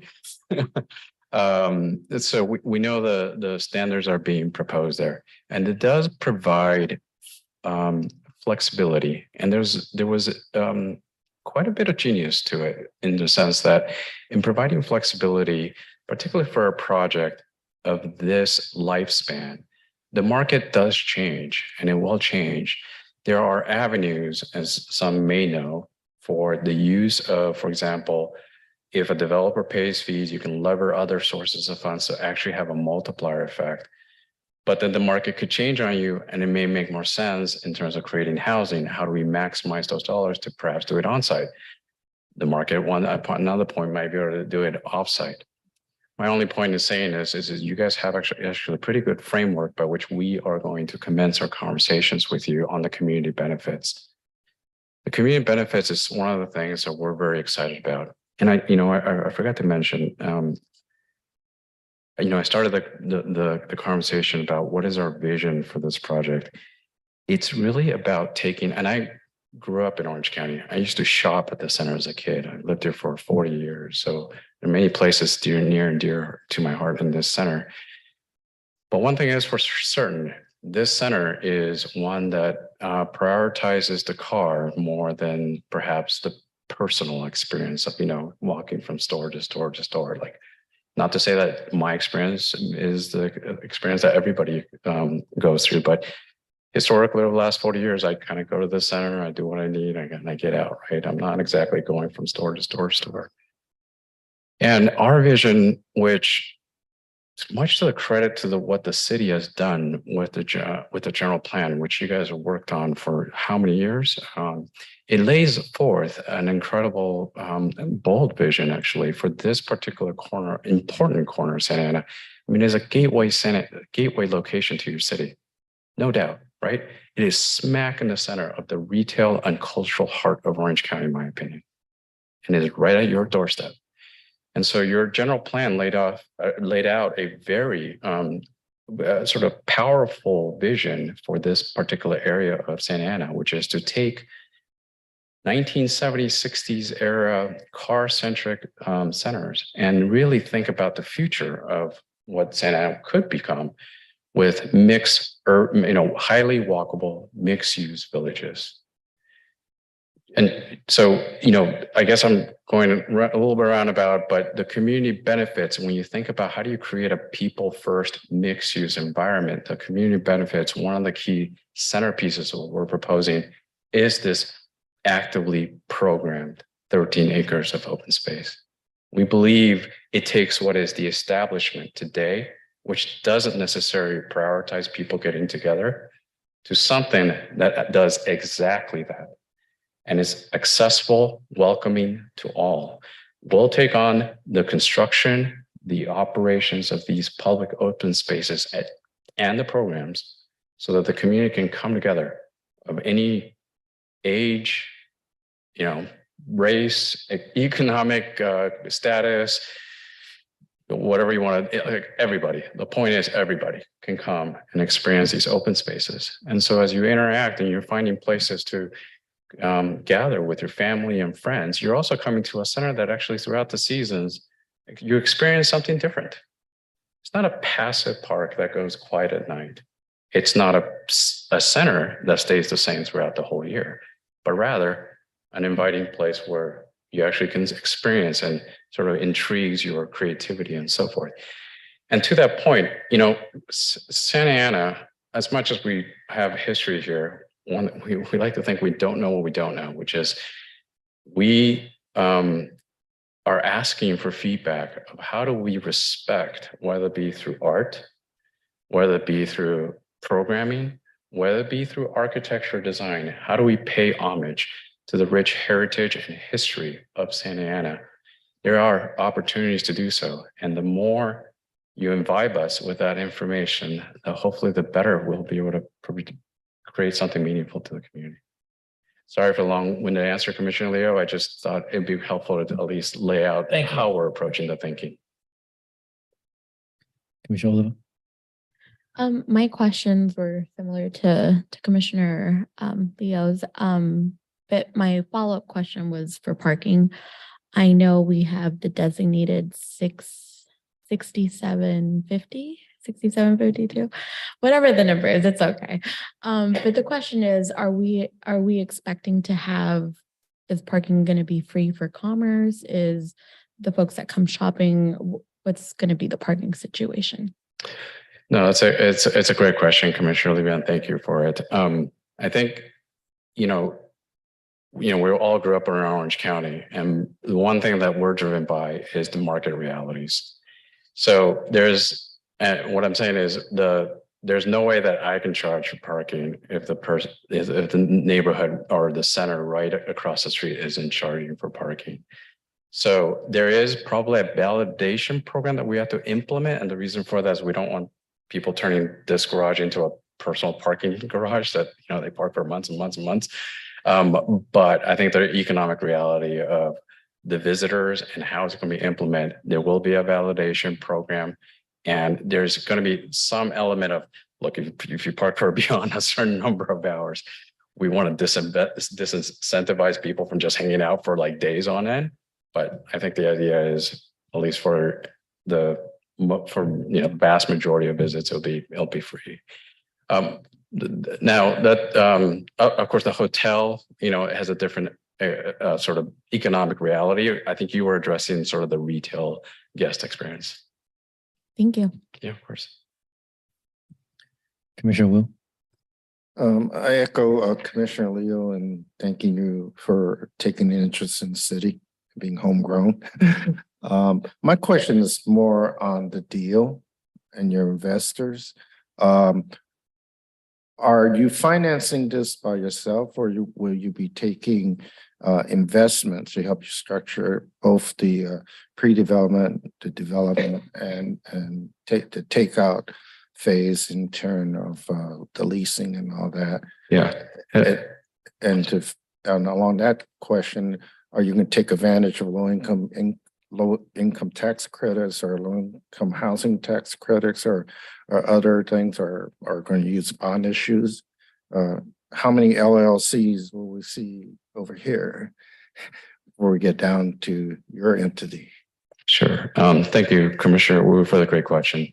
I think there's a couple questions, so I'll try to and remind me if I miss one. So first off, and this is important, from a financial standpoint, our approach to our projects is purely financial feasibility, right? It's important. And one of the things that I'll be very transparent with you guys on as we move forward is, if the project is feasible, well, great, because the most important thing that we can do is to make this happen. If there's no point in getting a project approved if you can't break ground and make it a reality. Okay, we could stare at each other for 20 years and that doesn't help anybody. That actually goes to the detriment of the community and so forth, particularly given what's happening with retail across the country, but even here, very specifically at this center. Big box retail is on the decline. It's just fact. Okay, I know some people might say, no, it's just fact. And the sustainability of this center is very much in question. You may have heard Bed Bath & Beyond has announced it's closing this store. In the next couple of years, the southern half of this parcel is going to be more than 26% vacant. Not because we're doing anything. It's just the status of the world right now. So we're, part of us, one of the reasons why we're here is the families recognize the very, very critical reality that this center, and quite frankly, you just look around the county, Westminster Mall, Laguna Hills Mall, we're no different with it. Like there's a reason why Main Place Mall is also approved. That's just the world we live in because everyone does online shopping, right? If we all changed our behavior, it'd be different, but that's just the reality of what we do. So we approach our projects purely from a thresholds economic feasibility standpoint, our ability to your very good point of finding lenders and investors. If we can't do that, then we're just wasting each other's time, we're wasting the community's time, et cetera. One of your partners is the landowner, the current family, right? Yeah, we're ground leasing the property from the families for 99 years with the intent of basically developing it for them. And in your market study, you probably reviewed that it is still a highly desirable tourist destination, right? And that the trade from Asia and Latin America are the shoppers there and the patrons. Is that factor into your development in terms of the housing and leasing and the hotel structure and retail? But I think, Commissioner, we approach it from the perspective, and I can't answer demographic questions because there's fair housing laws associated with that. Okay. I just can't answer that. But I think what I can say is our vision for this project is for this center to be welcoming and accessible by all, right? Yeah, because we are in a very sort of diverse and heritage-rich region of Southern California, and we certainly embrace that. Yeah, I'm just going back to some thinking during Christmas as we were over a cocktail with six from marketing people and talking about how is the tourist trade there, which means it brings dollar to the retail there as well. Well, I mean, I think you asked this question, Commissioner, about economic fiscal impact analysis. Although it's still in draft form, Related Bristol stands to be the single largest private investment in Santa Ana's history right now. But you also are foresight in looking at it being resident market driven too. I think by structuring the apartment houses, the senior and the affordable units. So that creates your internal market for retail. Is that the vision you're having? A live and work kind of environment, you know? It's the whole, you're building a little mini village there. And people will live there, shop there, and work there. I mean, let me see if I can try to answer, Commissioner. I want to make sure I'm not like misunderstanding your question. Our vision is really to create a people first mixed use community. One that is, look, growing up in Orange County, I live here, I work here, I play here. And I know I shared with this story with many of you, but I wake up, I drive to my office, I grab a cup of coffee, I drive to lunch, I drive back to my office, I go, maybe go to the gym. Well, not recently, to be honest. I pick up my dry cleaning, I go pick up dinner, I go to the grocery store, and I go home. 8 to 9 trips a day. I mean, on average, right? I multiply that by 10, 15 minutes, my average trip. I'm in my car an hour and a half to 2 hours a day, just by making those 8, 9 trips. The vision for Related Bristol, which is not to say that everyone's going to ascribe to this. This is fine, but we're giving Santa Ana a new option to live, shop, live, and play all in one location. Whether you're a resident or just a visitor, you can come here and spend a day at Related Bristol, and you may not do 8 things, but if you do 3 things or 4 things in one trip, well, those are 3, 4 trips you wouldn't otherwise make on the road. And so that's kind of I know it's like, it's hard to, but just qualitatively, we're trying to describe why it is this vision statement is so important to us. Without that vision statement, you get lost in this and the technical details, but if you understand the vision and the guiding principles, it forms, the execution of it. Thank you. That was very clear. My last question is regarding the community benefit agreement. You will be including a community benefit agreement into your development contract. And Yeah. if so, Okay. what groups are you going to talk to about that community benefit agreement that have not talked to you yet? Yeah, so a couple points in terms of communications. I think number one is your point is communications. We continue to have our welcome centers open to anybody that wants to visit us. We've had 2 sunshine meetings. So at the welcome center, we've now greeted over 200, 250 members of the community stakeholders. We're on a website, which we just revamped. So all of the information that you guys have been seeing, whether it be in person or welcome center or tonight, much of the content is actually on the website because not everyone can make it out, right? You can get it now through the website. I think there was one question about translating the documents to Spanish and Vietnamese. We're working on that, actually very actively on the website, as well as potentially having handouts, and not potentially, but having the handouts at the welcome center. Specifically regarding communications on the community plan, that we are proposing a development agreement through the city as part of our entitlements. And those conversations, as I mentioned on the community plans, of which affordable housing is one of them, we want to get more feedback. And these venues that I just outlined through the website, you can actually go to the website, email us. We have a number of surveys. We've collected about 400 survey feedback points. It gives us a better understanding, because again, we don't know what we don't know, of what the community wants to see and how they prioritize it. And then, as to your point, Commissioner, we will, then moving forward, be looking at entering or delineating those community benefits within the DA. Thank you.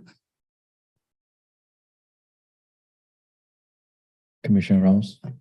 Yes, I have a few questions. The first are regarding affordable housing. So I think we've heard you say that the plan is to incorporate affordable housing into the development, correct? Yeah, I mean, we embrace it. I think what's important, though, is to have a holistic conversation about community benefits. And we need to understand, we like to hear, like, we know how to do this better than anybody else, whether it be on-site, off-site, affordable, in lieu fee, et cetera. But we like to hear how you think about prioritizing all of the community benefits that the city has. There's only a limited amount of resources, is my point, right? Every project has a limited amount of resources. So we like to hear from the community how you prioritize those. And one thing I would, at a very early stage at this point, again, we're just all talking, but I would like to advocate for that, having that flexibility that's currently built. Don't take that away. That's actually a really good framework that you guys have. I'd like to advocate to keep that. But again, the conversations moving forward, we definitely one of the items that we're going to be discussing. Thank you. So with that said, to the best of your ability on what you're able to answer today, do you believe that there will be affordable housing provided on site? I think that's a very good opportunity. Would you have any idea on like roughly what percentage of your over 3,000 units might be affordable? Not at this time. And the only reason I say that is because you have to think about all of the community benefits. It's an end zero sum game, right? So to piecemeal a conversation about the community benefits of this site would be like All right, I don't want to look at the rest of the pie that we're doing. I just want to talk about this little piece, but if this little piece needs to grow, there's no more room in the pie on the plate for anything else. But I think you do have to take stock of who we are as a company and what we've done, that we're absolutely embracing affordable housing. We've built more than just about anybody else out there. It's definitely part of who we are. Thank you. And part of the reason I ask these questions is because I am very familiar with your existing development, your built out development Triada in the Lacey neighborhood, and your development that's under construction off Santa Ana Boulevard and the 5 freeway. So I've seen what can be done, and that's part of the reason why I'm asking these questions. So with that in mind, when we hear there's going to be over 3,000 residential units, do you have and I know it's really early on, but do you have a target population that would fill those units?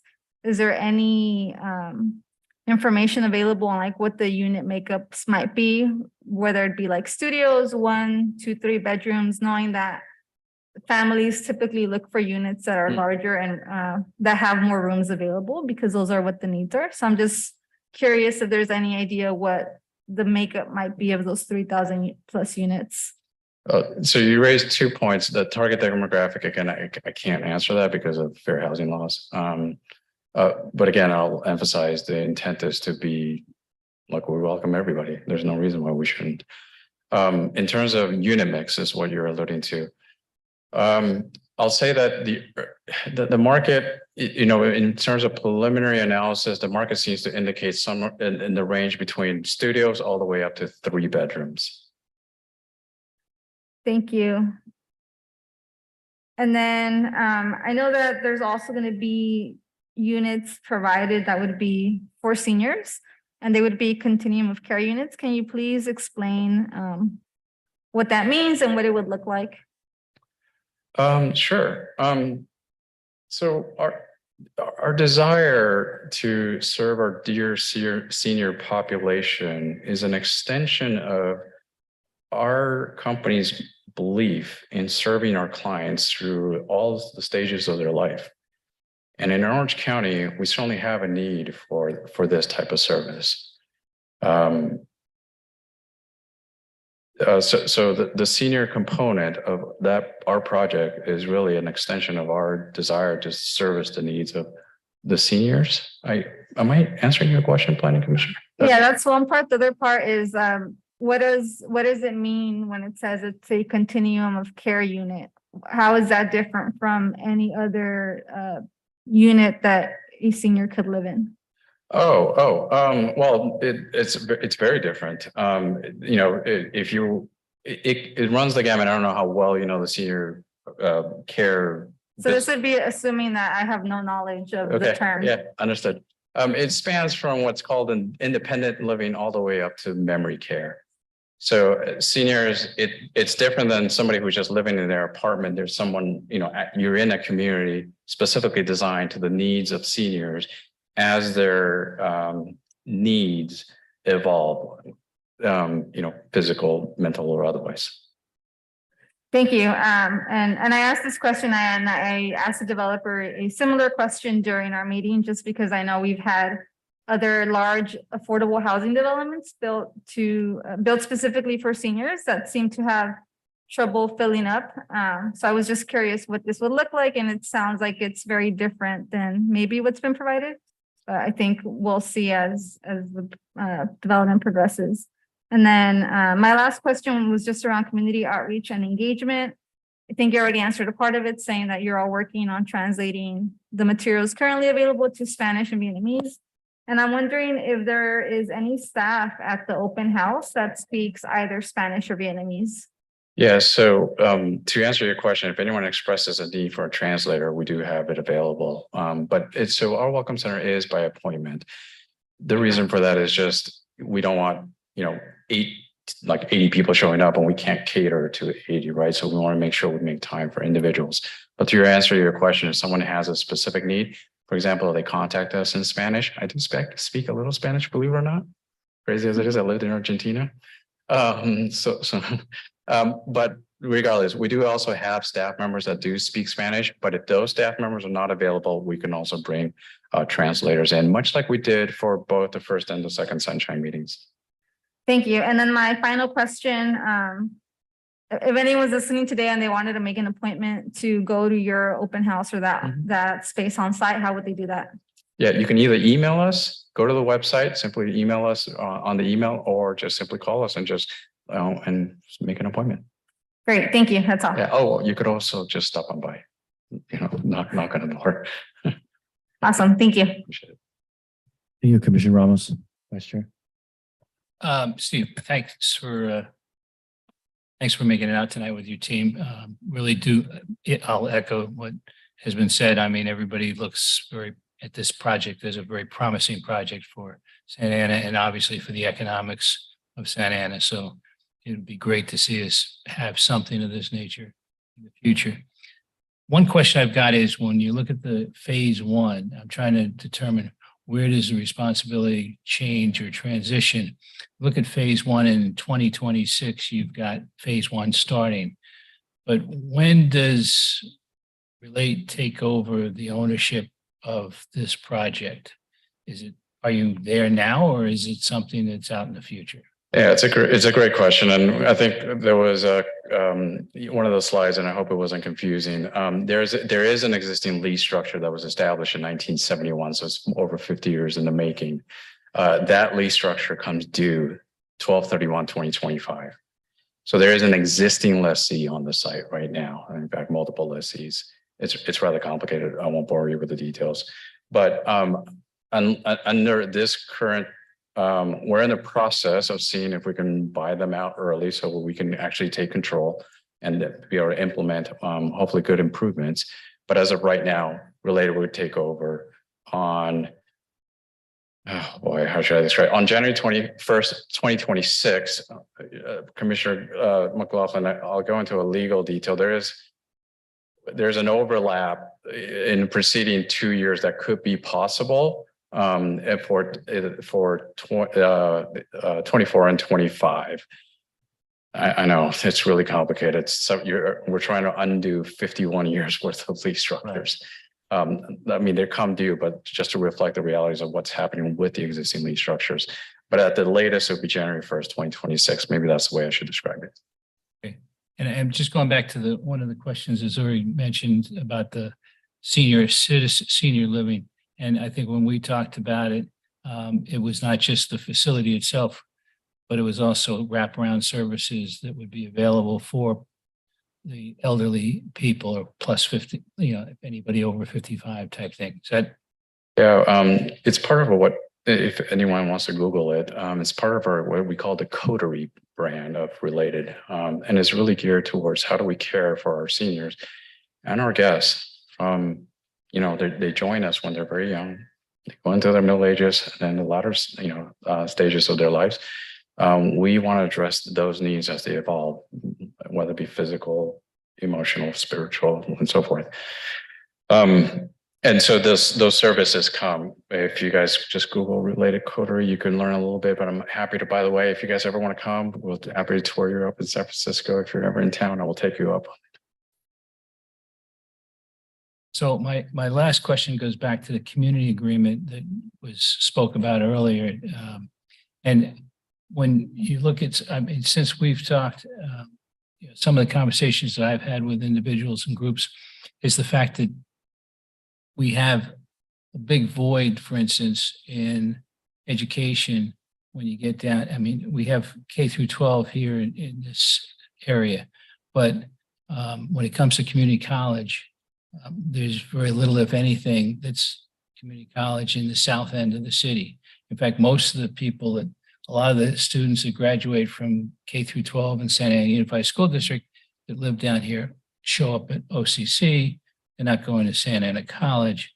And, I'm just looking at it from the standpoint being a foundation member of Santa Ana College. It's like, what can we do down here from an education, setting up education rooms or things that could be used for people to take night school or adult learning or even, standard accreditation type products.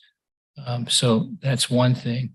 I think the other thing that if you look at some of the services that are available, like the library, you have the main library, but then there's very few library locations.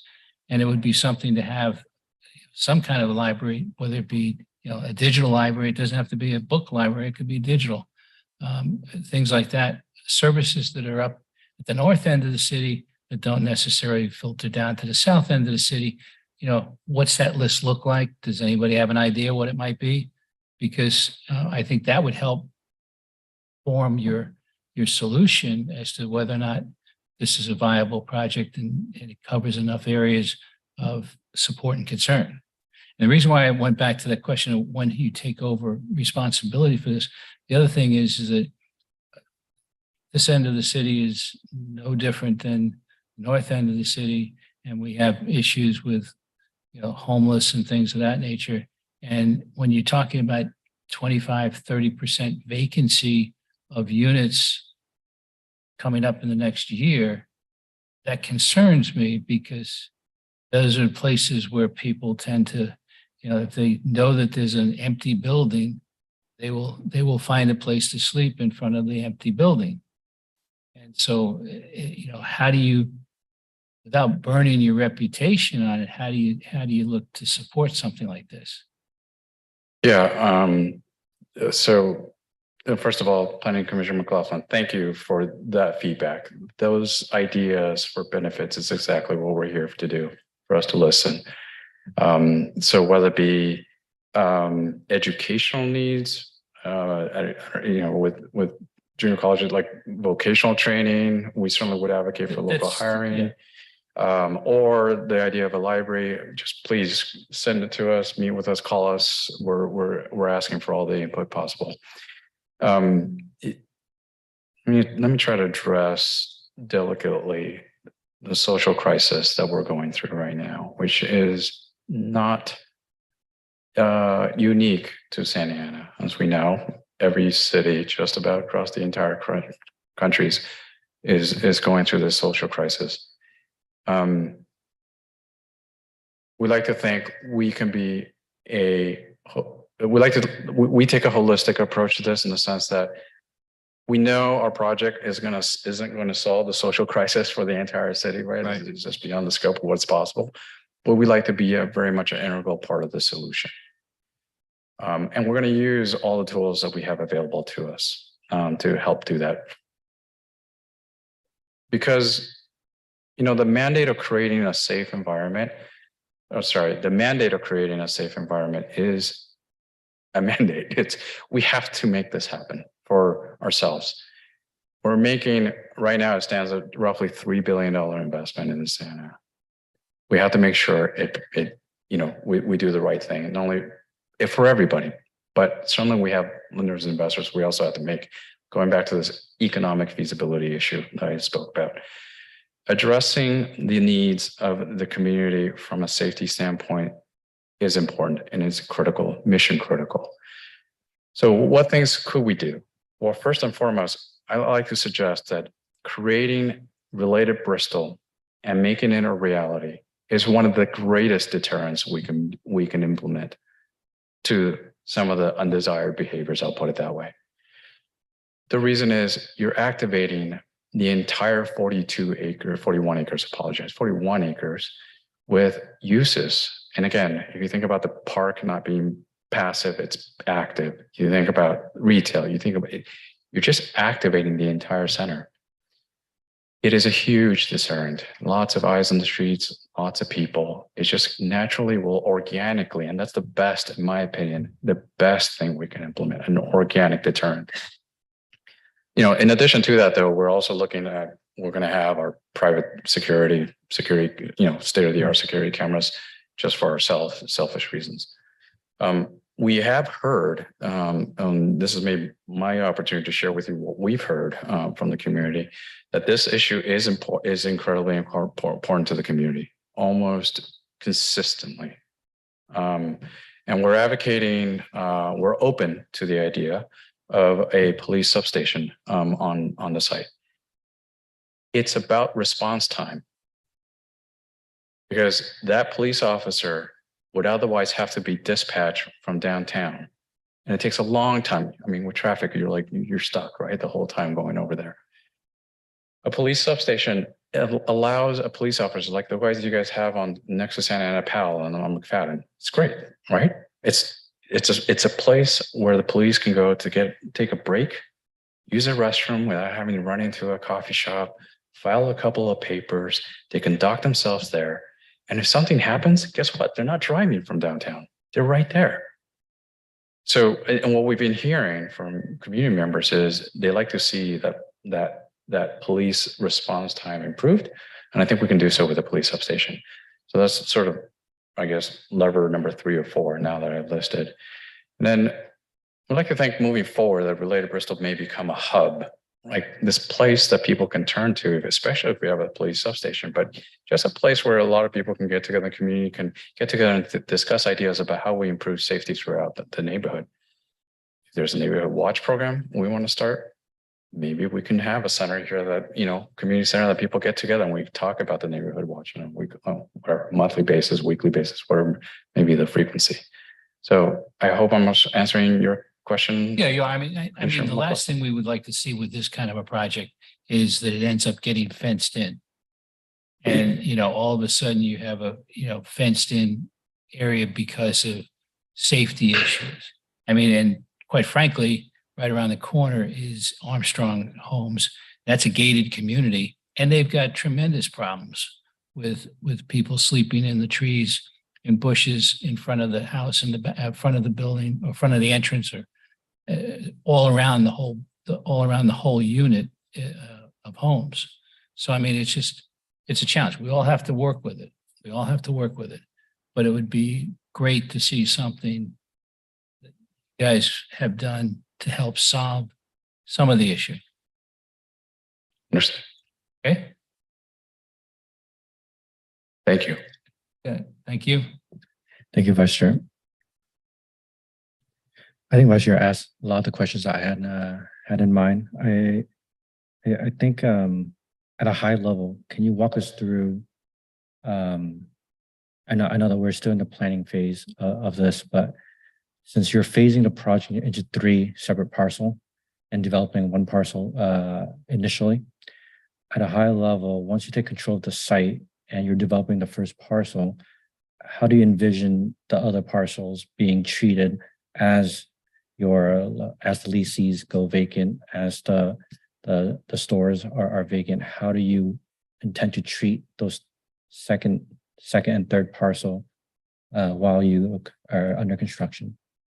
Good question. So the phasing diagram, I think, was presented, right? So it provides.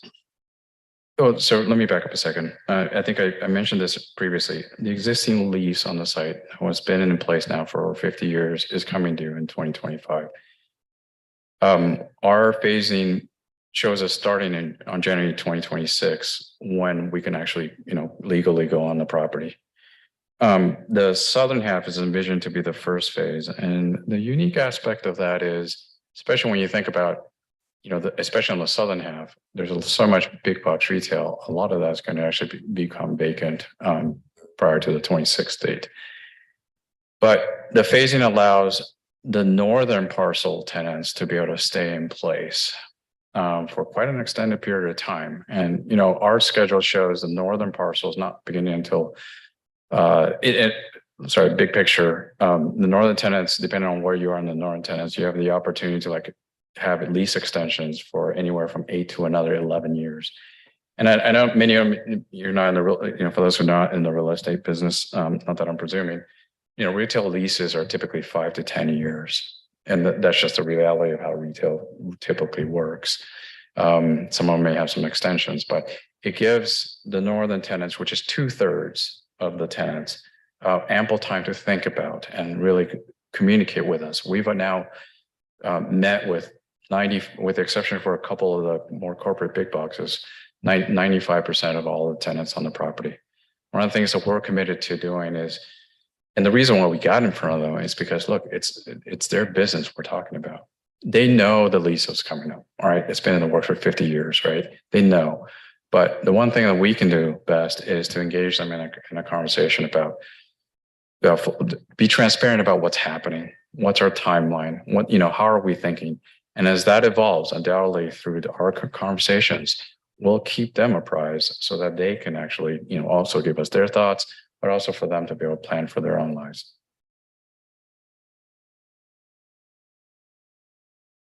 I think a very delicate phasing would be appropriate, just because, like Mark alluded to, we don't want fenced off areas and maybe kind of demolition starting when there's no need for it to start. And then my other question would be, like you've said, you're in conversation with the existing tenants of the retail element currently.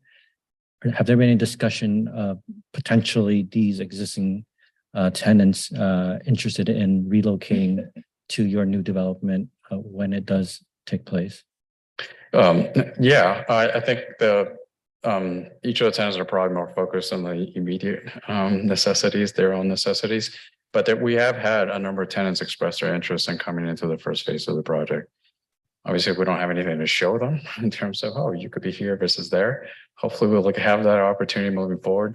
But one of the benefits of us establishing our relationship with them very, very early is they'll have, in essence, just by default, the first crack at some of the spaces. Look, we all have our personal favorites on the site, and would love to see them come back. But it is going. I think they're thinking more about their immediate future, versus what might happen a little bit later. And then lastly, I wanted to give you the opportunity to kind of expand on, there was the caller that initially called in earlier today, expressing concerns about the underground parking situation and the security concerns that might bring up, given that majority of your parking is below ground, and you were mentioning that there would be your development that's responsible for the security of the entire development. How do you envision that security taking place? So I'll just make 2 points on this. First, the 13 acres of open space we're proposing for our project is certainly the centerpiece of our community benefits. I want to make that absolutely clear, right? It all revolves around that. The only way that we can actually create 13, it's a third of our site. The only way we can create those open spaces, we have to put parking somewhere. The existing planning strategy that is existing on the site is prioritize the cars and put it on what is a desert of hot asphalt. Let's say it another way. The only way you can free up that land and also support it, because it is very expensive to build, it is very expensive to operate, is you have to take that garage, the parking, and put it elsewhere.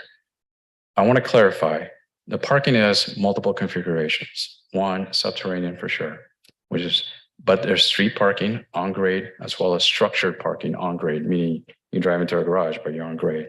And then there is above grade structured parking.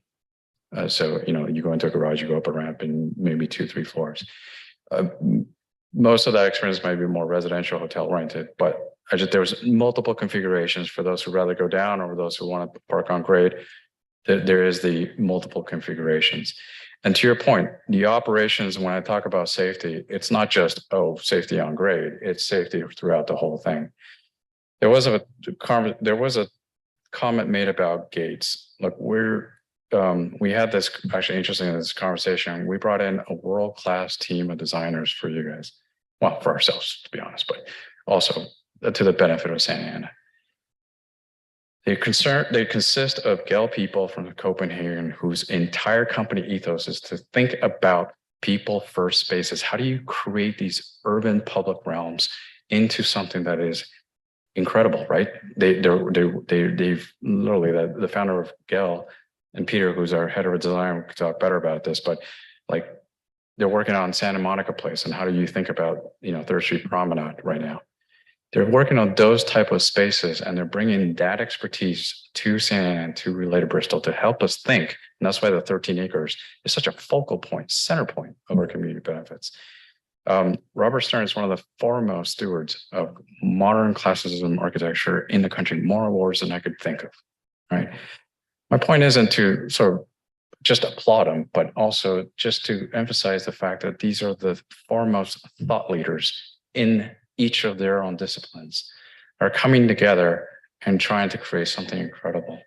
And so it informs, so we started with the conversation on the public open space. It informed the vision, what are we trying to create? And then you prioritize that. And so therefore the cars have to go somewhere else. Right?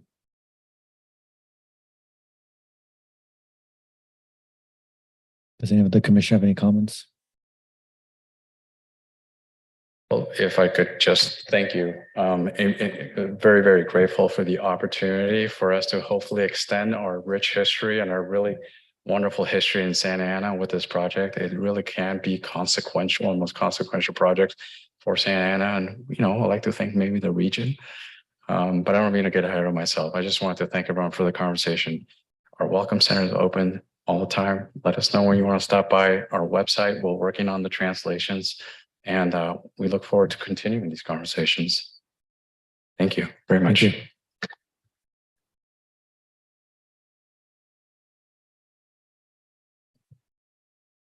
That'll conclude our work study session for today. Moving on to closing comments. Are there any closing comments from staff? Yes, I just want to share with the commission that at next week's city council meeting, we are taking forward a update to the council on the progress of the general plan implementation, both as part of a state required for update on the general plan, also the progress of the housing element, but also on the implementation requirement as part of our annual reporting as adopted in the general plan.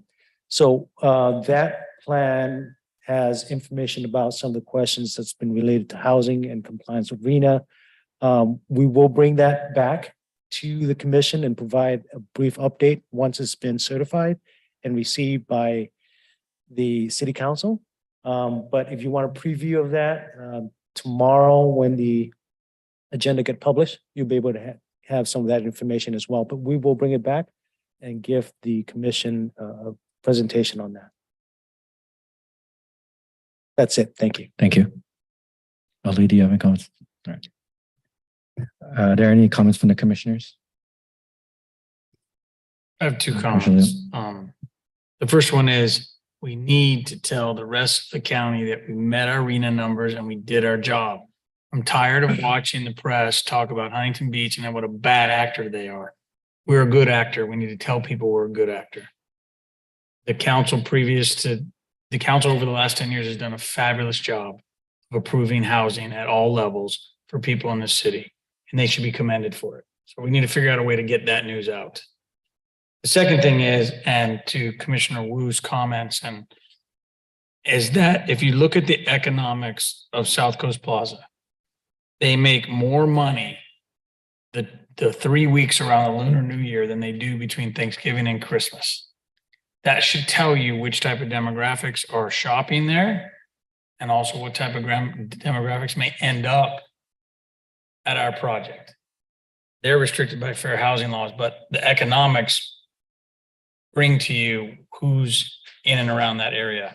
And it's young professionals, and you guys know what kind of economic engine South Coast Plaza is, and it will just drag this project along with it, which is really beneficial to the bottom line for the city of Santa Ana.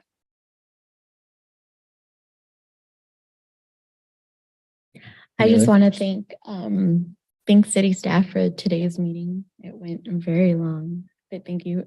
Thank you. Y'all are great. And I also just want to welcome the new city planners that gave us their presentations as well.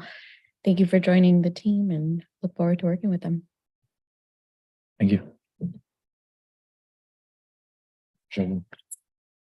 I just want to say really quickly, just thank you, staff, and thank you to the members of the community that came today and that are still here. Thank you, Commissioner Ramos. Commissioner Wu. Thursday, at the Arts and Culture Commission, there'll be two presentations. One is on the Little Saigon Business District, but more importantly, there will be a presentation on the Chinatown Memorial. As you know, in 1906, that city council decided to burn it down to the ground, but they didn't burn us out. We're still surviving, we're resilient, and we rebuilt the city. And with that in mind, if you sit there having coffee, you'll hear Mandarin and Cantonese being spoken. So maybe we'll have to have some of our literature translated into Chinese and Korean because they bring their family memory there. If they bring their family and little children there and they're buying little balloons and riding around the merry-go-round, that means they're thinking long term, you know? And yes, we are gentrifying the city. But it also show you that we have a place for everyone in the city. And if you're going to set up a world-class goal, that's a good place to do it. You mentioned a gateway. We need a gateway. A gateway for everyone and to figure how economically we can meet that future marketplace because it is changing here. So good luck. Sure. Yeah, I'd just like to make one announcement, and that is that we just recently received a letter from the Secretary of Interior as well as the state with regards to Floral Park, and we are now an official neighborhood recognized historical district.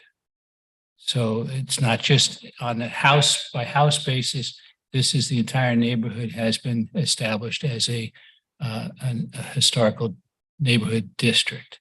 And so we're still working hard at getting things together in respect to that. But right now we can actually say historic Floral Park, which we've been saying for years, but now we can do it and we're official. So, and just to, a lot of good things have come with it. And we're looking forward to making it not just in Floral Park, but getting other neighborhoods to follow suit with regards to what we're doing. So just want to thank everybody for the help that they provided us over the years, because it started back in 2008 and we just received the approval February 2nd of 2023. So it's been a long journey, but it's been worth it. So thank you for your help, and come to the home tour at the end of April.